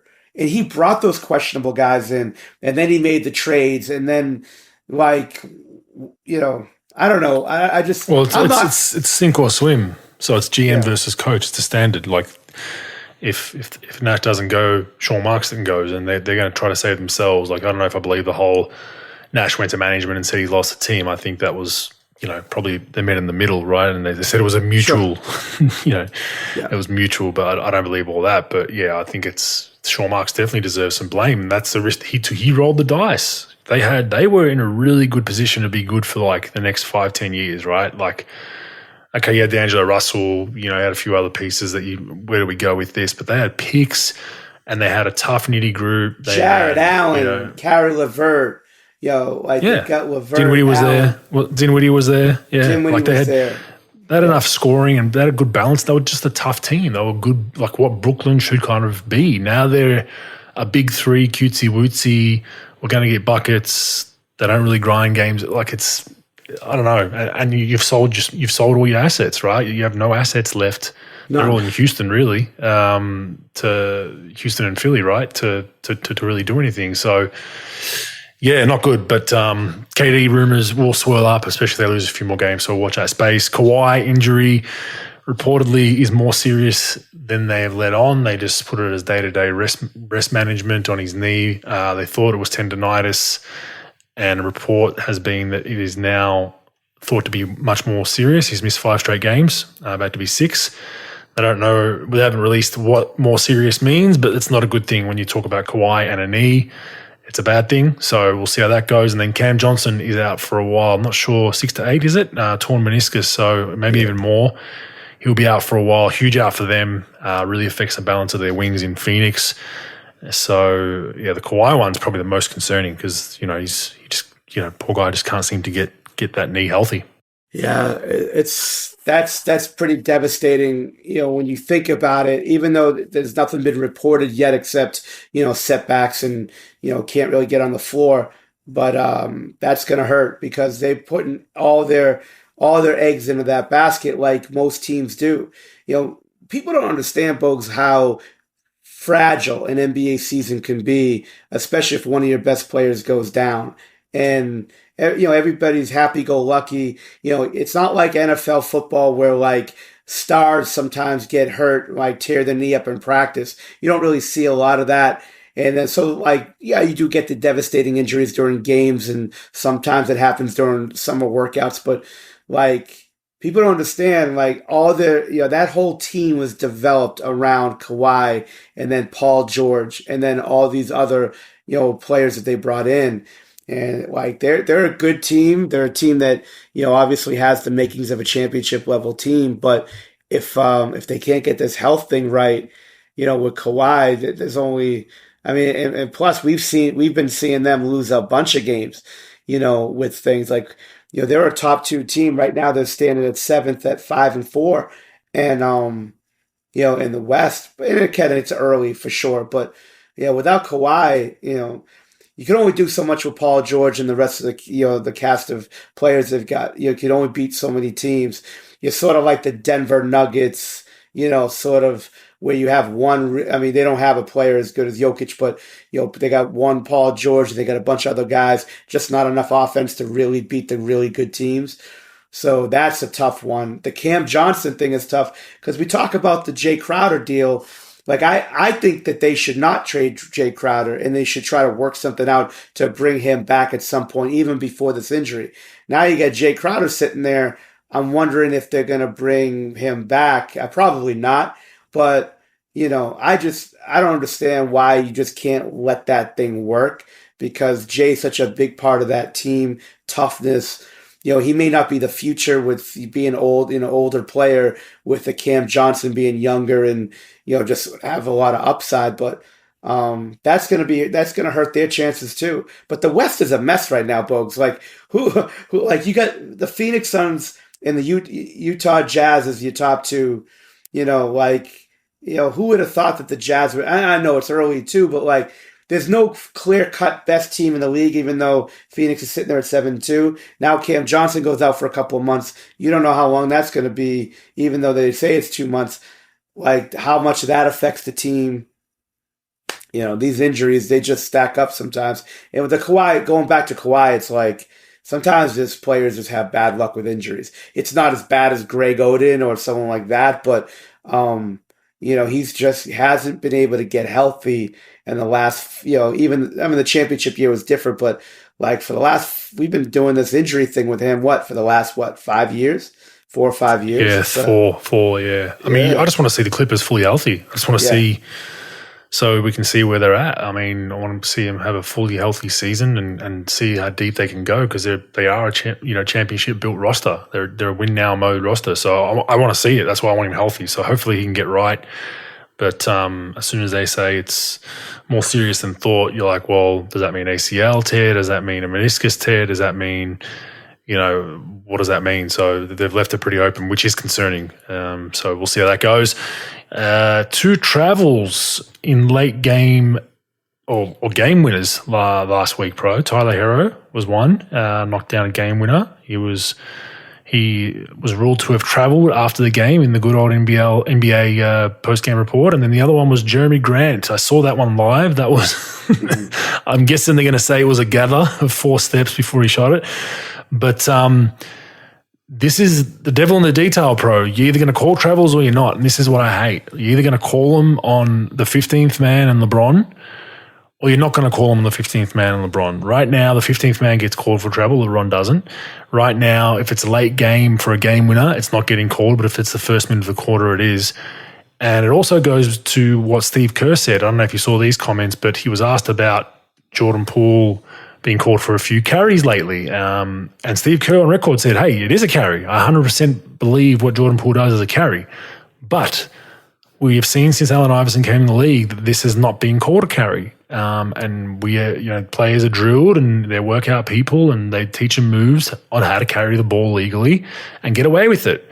And Steve Kerr's point was, well, you can't just now switch that off. We need to figure out what's going on. And I totally agree. I think the carry and the travel rule in the NBA, it needs to be uniform like FIBA. If it's a travel, it's a travel. I don't care if it's MJ taking a game winner late game. This whole bullshit of like, oh, people came to see an MJ game winner or a LeBron game winner.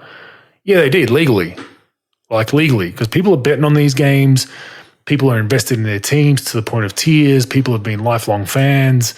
You got to officiate it to the rule book. And the NBA, I think, does a very poor job of that. They let stars get away with more than non-stars.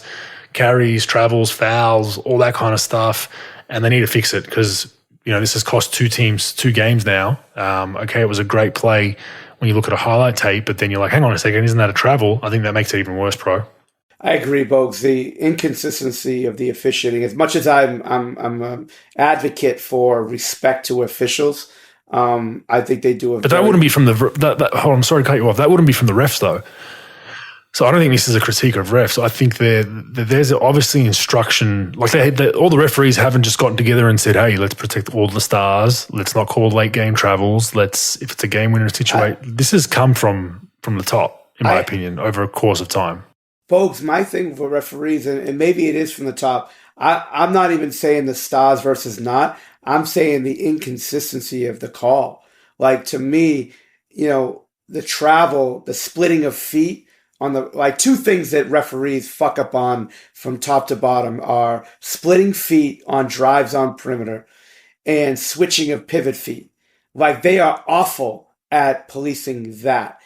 2 other things that I think they're awful at. I don't watch the carry as much, so I do agree though. The carry probably. Oh man, there's some guys out there, pro, that are just blatantly carrying the ball. Chris Paul carries the ball a fair bit. Jordan Poole definitely carries the ball a fair bit.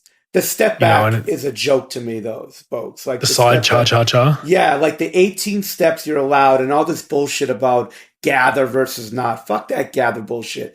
What a step back is. You step back, and then once you dribble, you get 2 steps. So I dribble and step, and then if I step back, that's my 2 steps. It doesn't matter if you're going forward or backwards. This thing with this gray area, well, he didn't gather until this point, complete fucking bullshit. I fucking hate that shit. And I know James Harden's great at it, and most players now from all levels are working on it and doing it, mildly successfully, of course. But I think it's a problem, and I think that needs to be cleaned up. And the third is hold versus not on the perimeter, hand checking, where and again, maybe you know the rule and I don't, Bogues, and I like it because of when I'm working with my clients, I want to give them the right rules. There's some famous clips out there of referees talking to Kevin Durant about getting a hold call on I think it was Eddie. Forgot the ref's name because I'm not big on the names, but I remember KD was guarding Luka and Luka drove him and they called a holding call and he goes, well, you got to show your hands. But a lot of times you see it, Bogues, where somebody gets driven on, right? The defender shows the one hand, the outside hand, but the inside hand is connected to their own chest and they're sort of holding the player with their forearm, but it's not being called. But sometimes it is called with, the referee wants them to show both hands and chest them up on the drive. But like a lot of times they allow that player, the defender, to use that forearm as long as it's connected to their chest to hold the player. And the rule book says anything that impedes progress of the offensive player, they're going to call a hold on. And they're inconsistent with that. But the travel on splitting feet and the step back, to me, makes me puke, because it's just disgusting that they call it and they don't. And to me, it's not really like great player versus not. It's they don't pay attention to it and they allow it, and and they don't call it. And then they'll call it sporadically. And, you and I don't even know where the gathers. What's up? I don't even know where this gather shit came from. Like, it's just like, where did this come from? Like, I have no idea. Especially on fast breaks where someone throws like a long outlet pass. Yeah. And dudes catch a ball like 5 feet before the 3-point line and then dunk it without a dribble because they had to gather a step or two. Like, what the hell? A gather is supposed to be, if someone throws you a bounce pass and you catch that ball, you get like half a step or a step max to dribble it. That's a gather. That's illegal. And that was never a rule. It was always just automatic. Like, you're picking up the ball as you're in stride. You pick it up. But now players are taking the piss out of it because they're like catching it and like gather. Oh, one bounce, dunk. Exactly. I'm dunking it from 3/4 court. You're just like, what the hell's going on? When did this even get in the – that's what I don't understand. How was this allowed? So I think the NBA, it needs to get a bit more iron-fisted on this shit, where it's like, no, like, we're going back to – and that's the good thing about FIBA. Like, they don't mess around with that stuff. The fundamental stuff, like FIBA, like they were big on, like, if you jab and jab same side – yeah, jab, like, so you jab going right and then you still go right. That strong side, it was automatic travel. Yeah, automatic, because they're like, you couldn't have put the ball down before you lifted your back foot. And it's like, it's a fair point, but it's something that, at least in Australia and the US, we weren't taught. You always thought you could do that. So FIBA do it real well. I hope the NBA cleans that up, because it just, especially when it costs teams games, and they're like, oh, sorry, the 2-minute report said we made two mess ups that cost your team the game. By the way, we fired our coach because that was his 5th straight loss of the week. But thanks, NBA, we should have won that game. Like, it's just not. I don't think it's good enough, and I think until they start correcting it, these 2-minute reports are useless. They got to stand down on the travels. Onto the NBL Pro, real swingy season this year. It's been great. I think we have a team here, Pro, who's tanking for Victor as well. I don't think they realise that they're in a different league. The Illawarra Hawks are tanking for Victor, so they're in the sweepstakes. They're not looking very good, Pro. They you feel bad for them. They're a smaller market. They've had a lot of weeknight games, which is not great, where they're drawing, barely a couple of thousand fans at best, which is, look, they're our crosstown rivals. We have an incentive for them to be good. They're not. They're 1-8. They've lost, I don't even know where their first win was. I think their first win was the second game of the season. So I think they've lost, you do the math, 6 straight, 7 straight, somewhere around there, but they're not looking good. But other than that, it's very, very close. Tasmania punched Perth in Perth, which was a big win for them. Perth then bounced back 3 or 4 days later in Adelaide and beat Adelaide. Really, really big win. Cairns absolutely destroyed Melbourne United in Cairns, and then 4 days later, Southeast Melbourne get destroyed by United, which was last night. Brisbane Bullets have now won 3 games in a row, so they beat the Tasmania Jack Jumpers. So Roth went 1-1 this weekend, but that was, Bullets were rolling for the most part, up 16-17, and then Tassie came roaring back, but they ended up losing. And Sydney beat New Zealand, Pro, to retain first place. So it was both tied at 6-2. Percentage had New Zealand at number 1. Sydney beat them over in New Zealand yesterday. Only issue is Xavier Cooks has sustained an ankle injury. We don't know exactly how long yet, but it's looking like a minimum of a couple of weeks, which is not good. The bonus is we're in the FIBA qualifiers break right now, the NBL is in, which is a 2-week break. So, and we face Illawarra when we come back. So we might be able to get away with resting him for 3 weeks without any kind of issues playing good teams. Illawarra will still be tough, don't get me wrong, but I think that's having Xavier Cooks, who's potential league MVP as of now, out is not good. But yeah, the league in itself, Pro, it's been real competitive. A lot of young guys coming up. A few next stars doing well. Repair in New Zealand's doing pretty well. But real close and hard to call, which is what you want. And Jalen Adams, Pro, who was Sydney Kings MVP of the league last season, he's just been cut from his team in Serbia, I believe, instead of an Zvezda, Red Star. Yep. I could have told you that. It's not easy over there. Those Euro coaches, there's no room for flamboyancy or playing free over there. It's tour days. It's a grind. A lot of imports come to the NBL. Don't know how good they have it. They go over to some of these leagues in Europe, and yes, you probably get a few more dollar signs on that paycheck, but quality of life and just the mental drain of a Euro coach at times can be very, very tough. But there are some rumors, maybe a few NBL teams out there looking for him. He has come out on the record and said home for him in Australia would be the Sydney Kings. We obviously have no room to pick him up if we wanted to. So hopefully he doesn't come back for our sake. Selfishly, Pro, we don't want to see him in another jersey.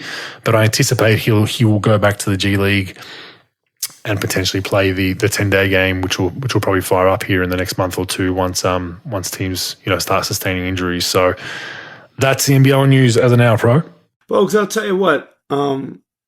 Australia is a huge, and I don't have to tell you twice, but it's an unbelievable option for non-NBA players to go and play in. The money in certain spots, of course, in Europe, when you're talking about Barcelona, you're talking about Real Madrid, you're talking about the Turkish teams, and then, Milan and Italy. There's only a handful, though. There's only a handful. Right. So, if I'm going to get $450, say, to play, and of course, I don't want to disclose any false numbers in Australian basketball, but if I was going to get $450 to play in Australia, or I can get $495 to play in Croatia. I mean, give me a fucking break.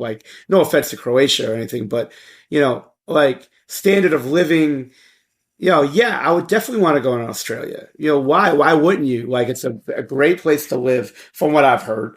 And, and not have to deal with that stuff. You could go to the NBA from this isn't like the 1980s anymore where you could only play in certain places internationally to get seen and to give NBA scouts, a chance to see you. You're on a big stage and it's a great place to play. There are certain places that I would take, obviously, internationally over Australia to play. But if I'm just the run-of-the-mill player, that $300,000 a year player in both, Europe and, and I can go to Australia, 9 times out of 10, I'd probably go to Australia unless, maybe you want to play in EuroLeague, you want to get a little more exposure, you have that team has a chance to go to the finals.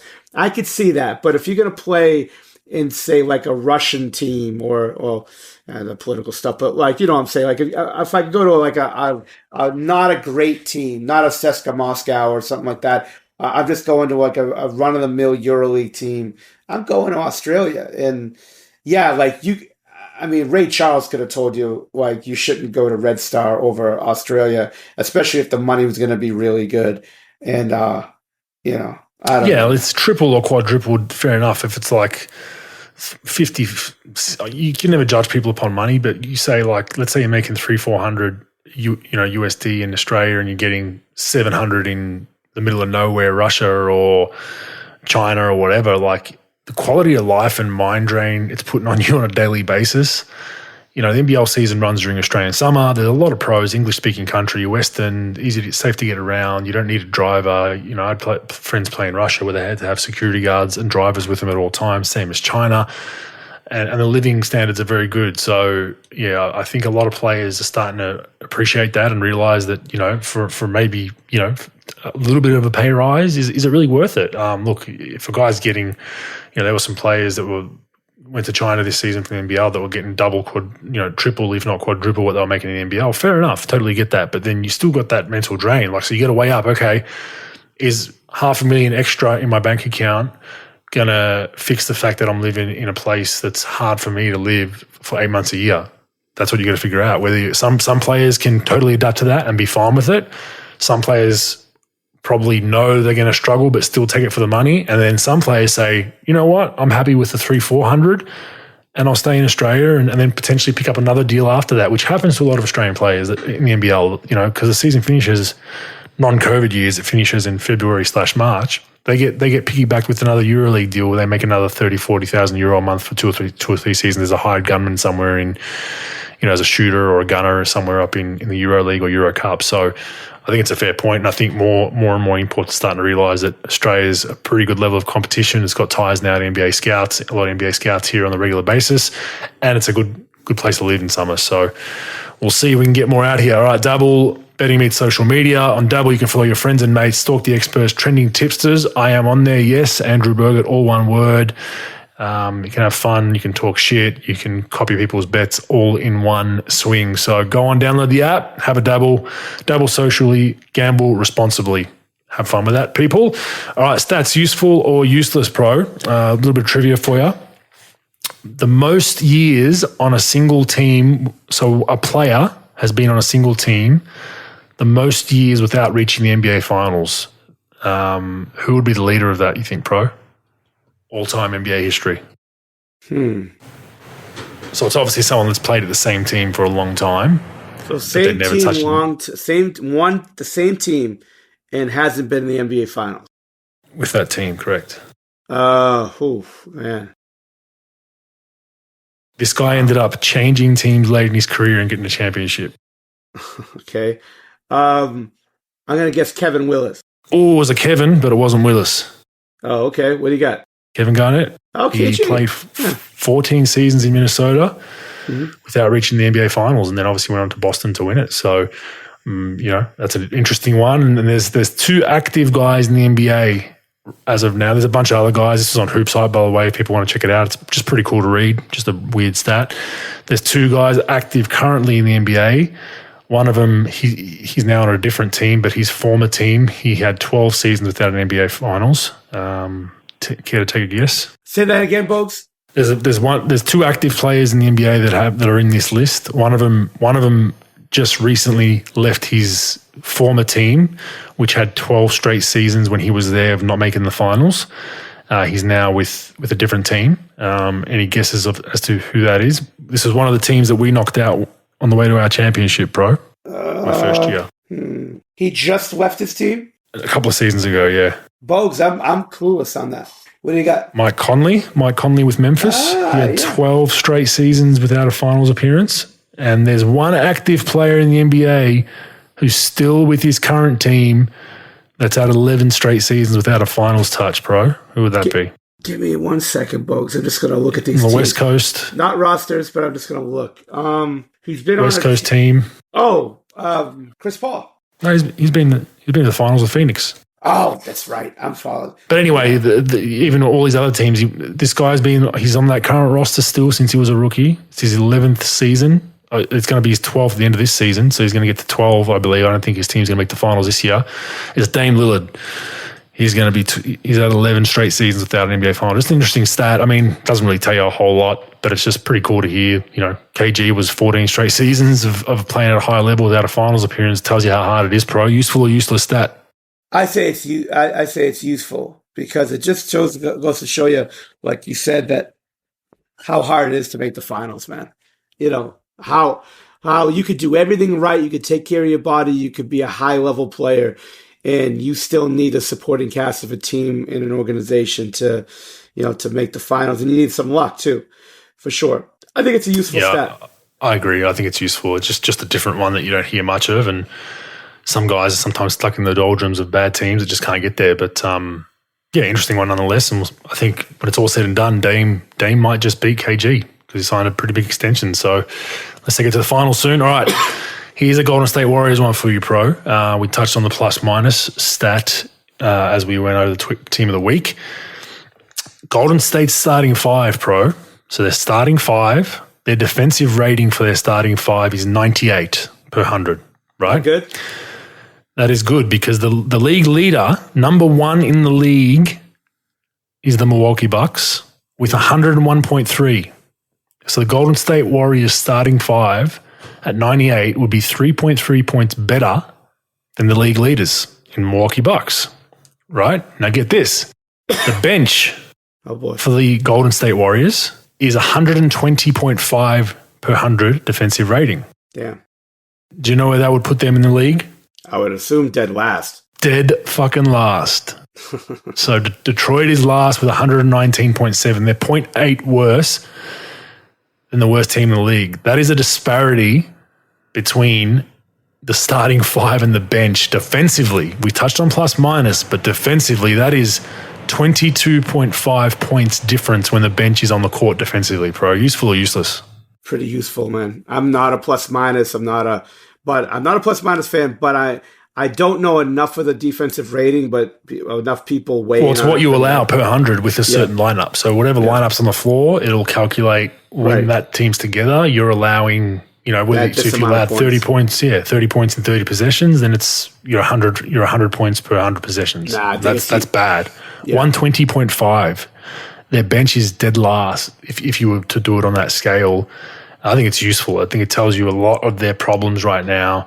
Steve Kerr's came out and said that preseason when they signed Jordan Poole to the extension, his next step is to commit defensively and buy in. He's been very bad for us defensively, and their bench is, they have some athletes on their bench, Kuminga and Wiseman. No excuse to be dead last, and I think that's a disparity we're seeing. That's the frustration probably of that older group and the starting five. Like, what the hell? Like, we're getting a 5-10 point lead. We come back in after our drink and 3-minute rest, and we're down 4. Not sustainable. So they need to fix that. And that was sent to me by a friend. That's a glaring statistic. When I saw it, I was like, this is amazing. So useful on that front. All right, last one. Before today's game, LeBron was shooting 20.7% from 3. Worst in the NBA. He'd missed 13 in a row at this point, and I think today's game he was 1 for 5, so he might go up an iota, but he's the worst three-point shooter in the league, pro, and we hear the Lakers talking about a need for three-point shooting. Useful, useless? Now it's, for me, useless because it's just so early. And LeBron has never been, no one's ever going to say that he's Larry Bird by any stretch of the imagination shooting the ball. But for the guy's career, he's probably if I had to guess, mid 30s shooting the 3. So I'd give him some chances to get up to about, he might not get to that mid 30 line, but I think it's useless because it's just so early. I think, if this was game 25, much more, I think it would have a much more weight to it. But in my opinion, useless just because it's still early. It's not, in my opinion. What do you say, Bogues? I think it's useful to an extent. I think when he shoots the 3-ball well, it puts so much pressure on the defense because they have to close him out harder. You can't go under the screens. Now you can kind of cheat a little bit now. When he's making that 3-ball, you can't. So I think it's useful in that context, and the fact that we always talk about the Lakers. We need 3-point shooting. We need 3-point shooting. Their best players shooting the ball career horrifically, and that's So I think for even him to get to 30% for the season now is going to be pretty hard. Like he's got to really start shooting the ball in the mid to high 30s to get that number back up over the course of the season. So I don't see him doing it, and I think it's useful for that aspect because when they shoot the ball well, they're in games. But when they don't. And also shout out to Russell Westbrook. He's putting up amazing numbers off the bench for the Lakers. That was a great adjustment for the Lakers, and the buy-in from Russ to do that. I think he's at 19, 5, and 7, I think, off the bench since he was benched, something around those numbers, which and shooting the 3-ball at a very good clip, mind you. So shout out to Russ. He's doing very, very well off the bench. What do you got for us? Bogues. All right, so standings-wise, again, still early, Milwaukee is standing at 9-0, I believe. The Milwaukee Bucks will win 70 games this year. Fact or fake news? Oh, fake news. They're not the Warriors or the Bulls, pro. Come on. No, I think that's so hard to do. It's people don't realize to win 70, to even win 60s in the league is tough, man. And they're out east, so they're in a tough conference. They're rolling. I love the way they're playing. They're going to get a lot of their help back kind of mid to late season too with Joe and Middleton and whatnot. But you have to just statistically take the under. If anyone can do it, it is them. But I think there'll be phases throughout the season where they're going to buy rest nights for Drew Holiday and Giannis, even Brook Lopez at times. They've got an aging roster to an extent. Joe Ingles isn't going to play big minutes when he's back, and then Middleton's going to be nursed. So I think they'll just be also come a little bit to some rest nights. If you were to say everyone was healthy playing full throttle, maybe. But, right now, I would have to take the under and say fake news, they're not getting 70. Folks are going to say fact.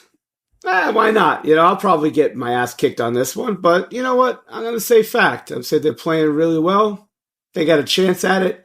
They got a 9-game lead on it already.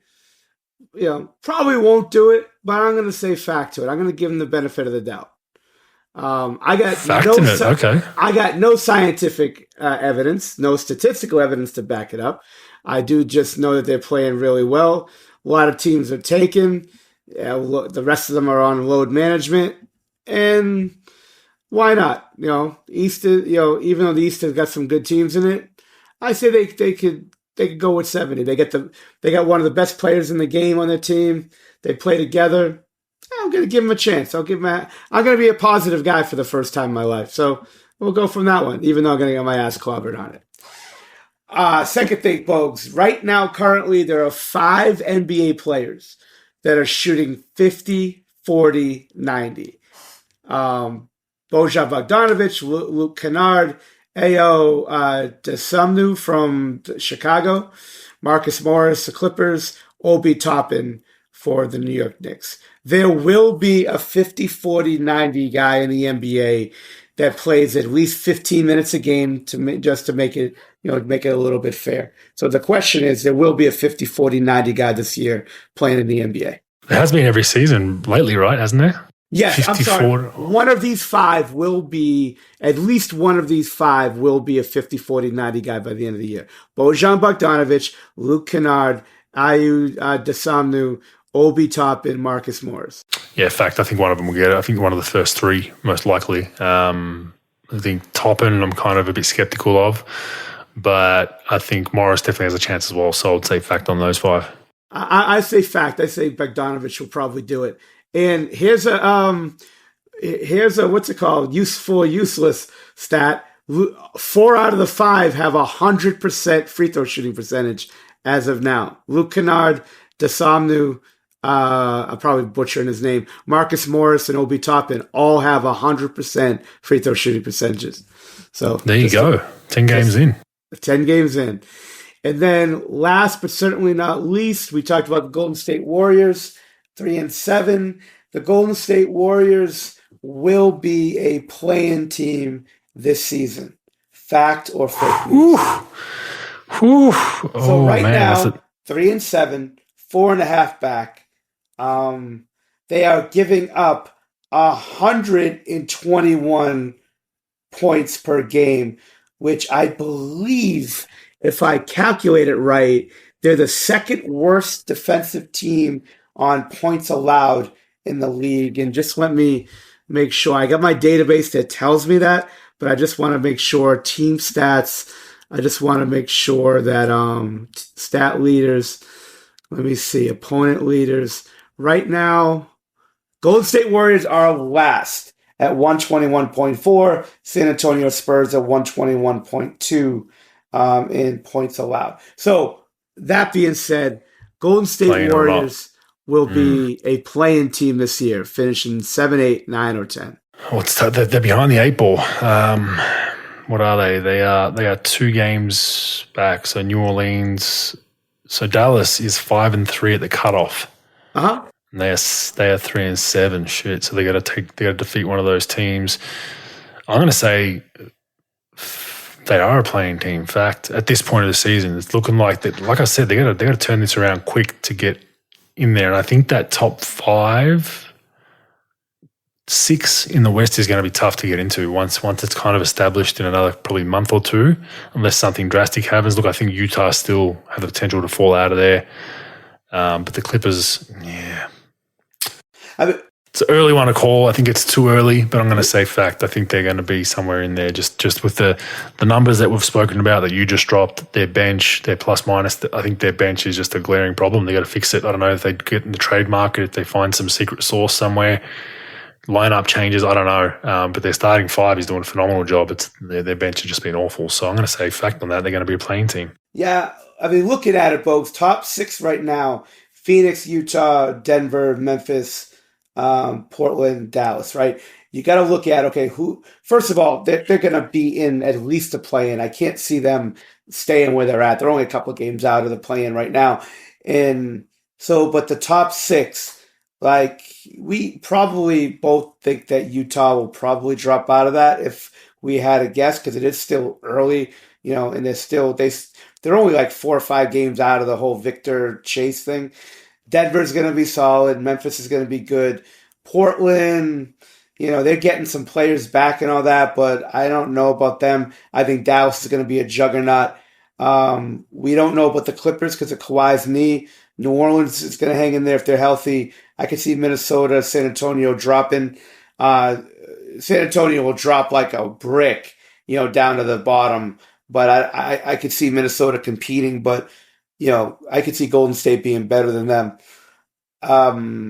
I think it's going to be really hard for them to catapult themselves up 2, 3, 4, 5, 6, 7 spots because they got to beat out 7 teams. I don't know if I could see that happening. So I'm going to say fact, there will be a playing team. Okay. I got one for you. It's twofold fact or fake news, bro. Nice. So there's 2 branches of this tree. Number 1, Kyrie Irving is done playing for the Nets. Fact or fake news? Fake news, but I think he is angling to get out to the Lakers. I think he will angle to get to the Lakers if I had to do anything. But I will say fake news. He's not done. He will play. Now, will they ship him up by trade deadline or before trade deadline? I'd say they probably will because I think it's going to be a fire sale. But I do believe he still will play another game. He'll play multiple with more the games Nets. with the Nets. What's your second part? Well, my second part doesn't matter because you said he's going to play for the Nets. The secon one was is he done playing NBA basketball? So we can cross that out for you. Yeah. Mine is I think he's done playing for the Nets, bro. I think it's a fact. I think the damage is done there. I think that he's going to be real pissed about. I just don't know how he gets around these demands. He's a guy that doesn't like to be told what to do, much like a lot of NBA players. I don't like being told what to do a lot of times as well, but sometimes within reason you got to do it, especially in a team environment. But I think that list of demands might be the straw that breaks the camel's back, bro, because that is a hefty list of demands. Like I think it's overboard, and I think he might see that as like he's completely bending over for him or bowing to him, the league or whoever. So I think from that aspect, I think he might be done with the Nets. I think the basketball thing, does he get blackballed? I probably think the end of the season maybe, but I think he'll be back in the league again. Whether it be, if you're a small market team, you take that risk on a 1-year deal. Is he going to get another max contract? No. So I think he's done with the Nets. So I'd fact that. I'd fake news that done with NBA basketball. I was leaning more towards it, done with NBA basketball, but his apology that he posted, half apology on Instagram, maybe that's the light end of the tunnel. But once I saw these listed demands, I'm like, man, I just don't think, I think the Nets thing's done. I think he'll move on. Yeah, I don't know, Bogues. It's tough to say. I mean, that is a hefty ask, I mean, I'm sure people that listen to the show will probably say, well, it's not that, if he wants to play again, but like, meeting with the owner, like, look, if you're going to apologize, you're going to do your community service, you're going to donate, you're going to condemn the movie. Okay. Like that's still hefty, but then meeting with the owner thing was weird. Like, yeah, I got to get lectured to. Look, if I'm going to get lectured to, it's going to be the people that are heading up these organizations that, that obviously that's their center focus in it. I don't need to meet with an owner about it. You already fined me 5 games. I'm okay with that. I'm doing all this other stuff. I didn't mind all the other stuff, even condemning the movie, because I believe, even though I haven't seen it, which if I was a betting man, I would say him and I has probably watched the same amount of minutes of the documentary. I would say that I would condemn it for sure, because it's just, there's no, from what people say that's in it, no question you should condemn it. But in my opinion, anyway, but like the whole, I got to meet with the owner thing, like, because that gets to me where it'll be like, all right, you want to open up your, like, that whole thing with what he said to the reporters about where were you when all these people were getting killed and telling me all that. I thought that was bullshit, to be honest with you. I thought that was fucking, deflecting, what he did. But now an owner's telling me that obviously he's got some skeletons in his closet. He wants to lecture me on that, and I got to sit next to him when, he's involved in X, Y, and Z. Yeah, I'm not really doing that. Now, my question to you is, Bogues, if he doesn't do this, all right, does he get blackballed?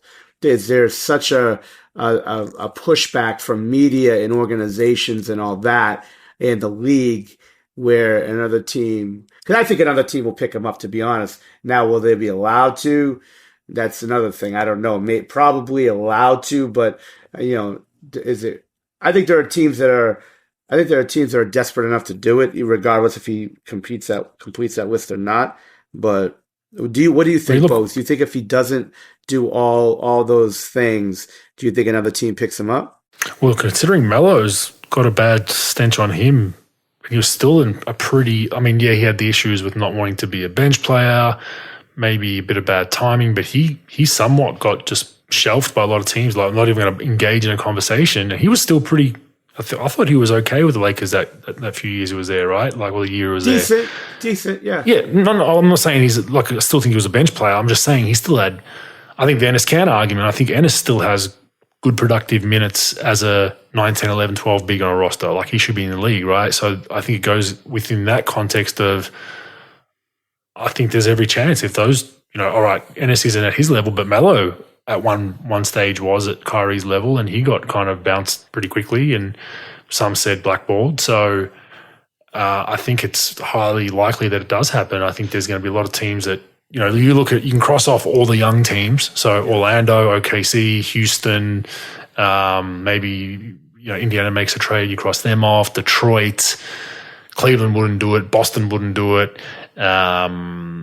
Maybe it is the Lakers. That's the one shining light. They can get, some guy with off-court dramas, get him to buy in, and he can actually help their season. But there's not many other teams that would take him when you look at it quickly, right? Maybe a small market says, we're doing okay. We'll bring him in, sell some more tickets. But with all the baggage that comes along with that, he'd be a perfect fit in Miami, in my opinion. And look, one team that could probably salvage him is Miami, bro.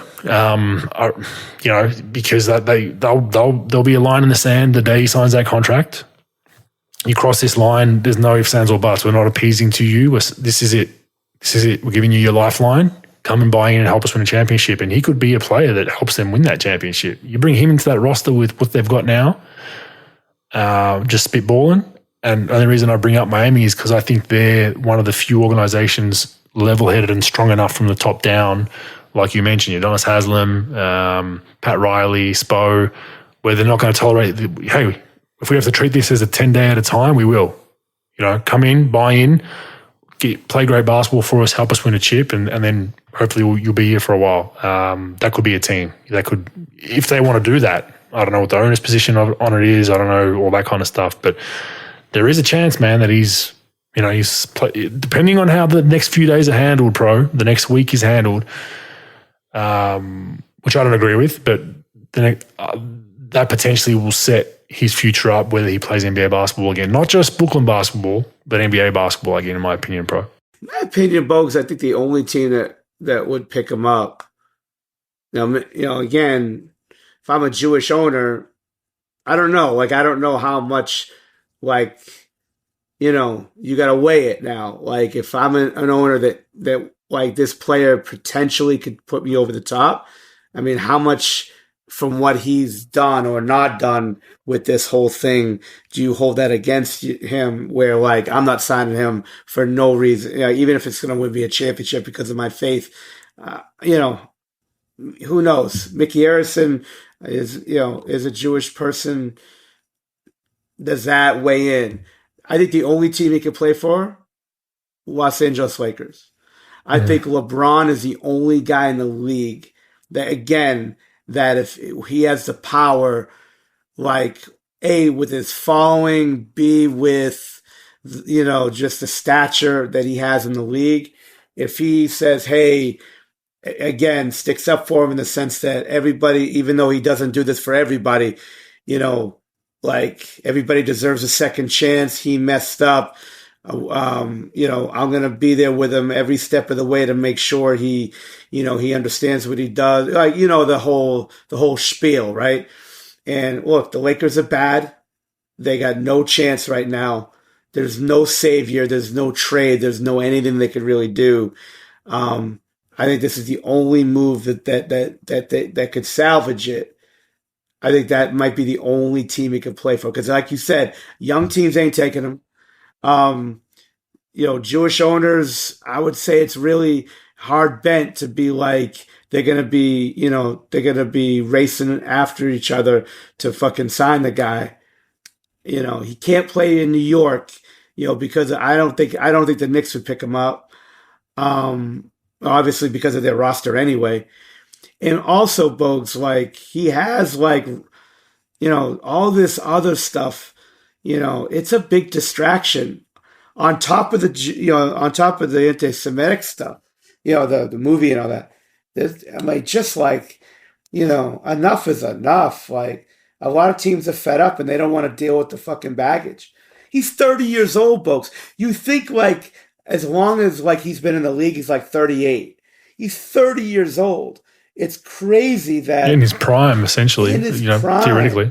Yeah, So, I don't know. I think the only team he could play for are the Lakers. I think LeBron is the only one that has enough power with clutch, with, media, with stature, with name. Like I told you, there's only a handful of players that's even close to being as big as the logo. And he's one of them. And he might be able to save him. To be honest with you, I don't give a fuck if he plays or not again. It is what it is. Like, I'm so past it. I thought I was sick of hearing about the Lakers. I would gladly hear about the Lakers now than hear one more fucking story about the Brooklyn Nets. It's crazy, man. Yeah, it's fair enough. And we haven't hit 2 hours in a while on a podcast, and we just finally hit 2 hours again. It's been a month since we got to 2 hours, so I blame fucking Kyrie for that as well. Kyrie, what the fuck? Come on, man. We had to hit 2 hours because of you today. So just apologize and we can move on. Oh, by the way, the real Jock Lawndale beat out Cyber Jock Lawndale and calling me back. Lawndale called me back a few days ago. So we had a long conversation. Oh, it's done. You should have voicemailed him. I was gonna. When he called me, I should have voicemailed him. When he called me, I screenshotted it and I was gonna tweet it out, but I don't want to hear with that. I don't want to deal with that nonsense. So, but I was gonna tweet it out. It was like 3 days ago. I was gonna tweet at you about it, but I don't want to bust the fuck. Better for the pod. Well done, Lawndale. He's balling as well. Good to see. Hopefully he gets a chip. We'll see you all next week. Thanks, bro. Thanks, folks. Yep. Later, guys. Let's get rogue.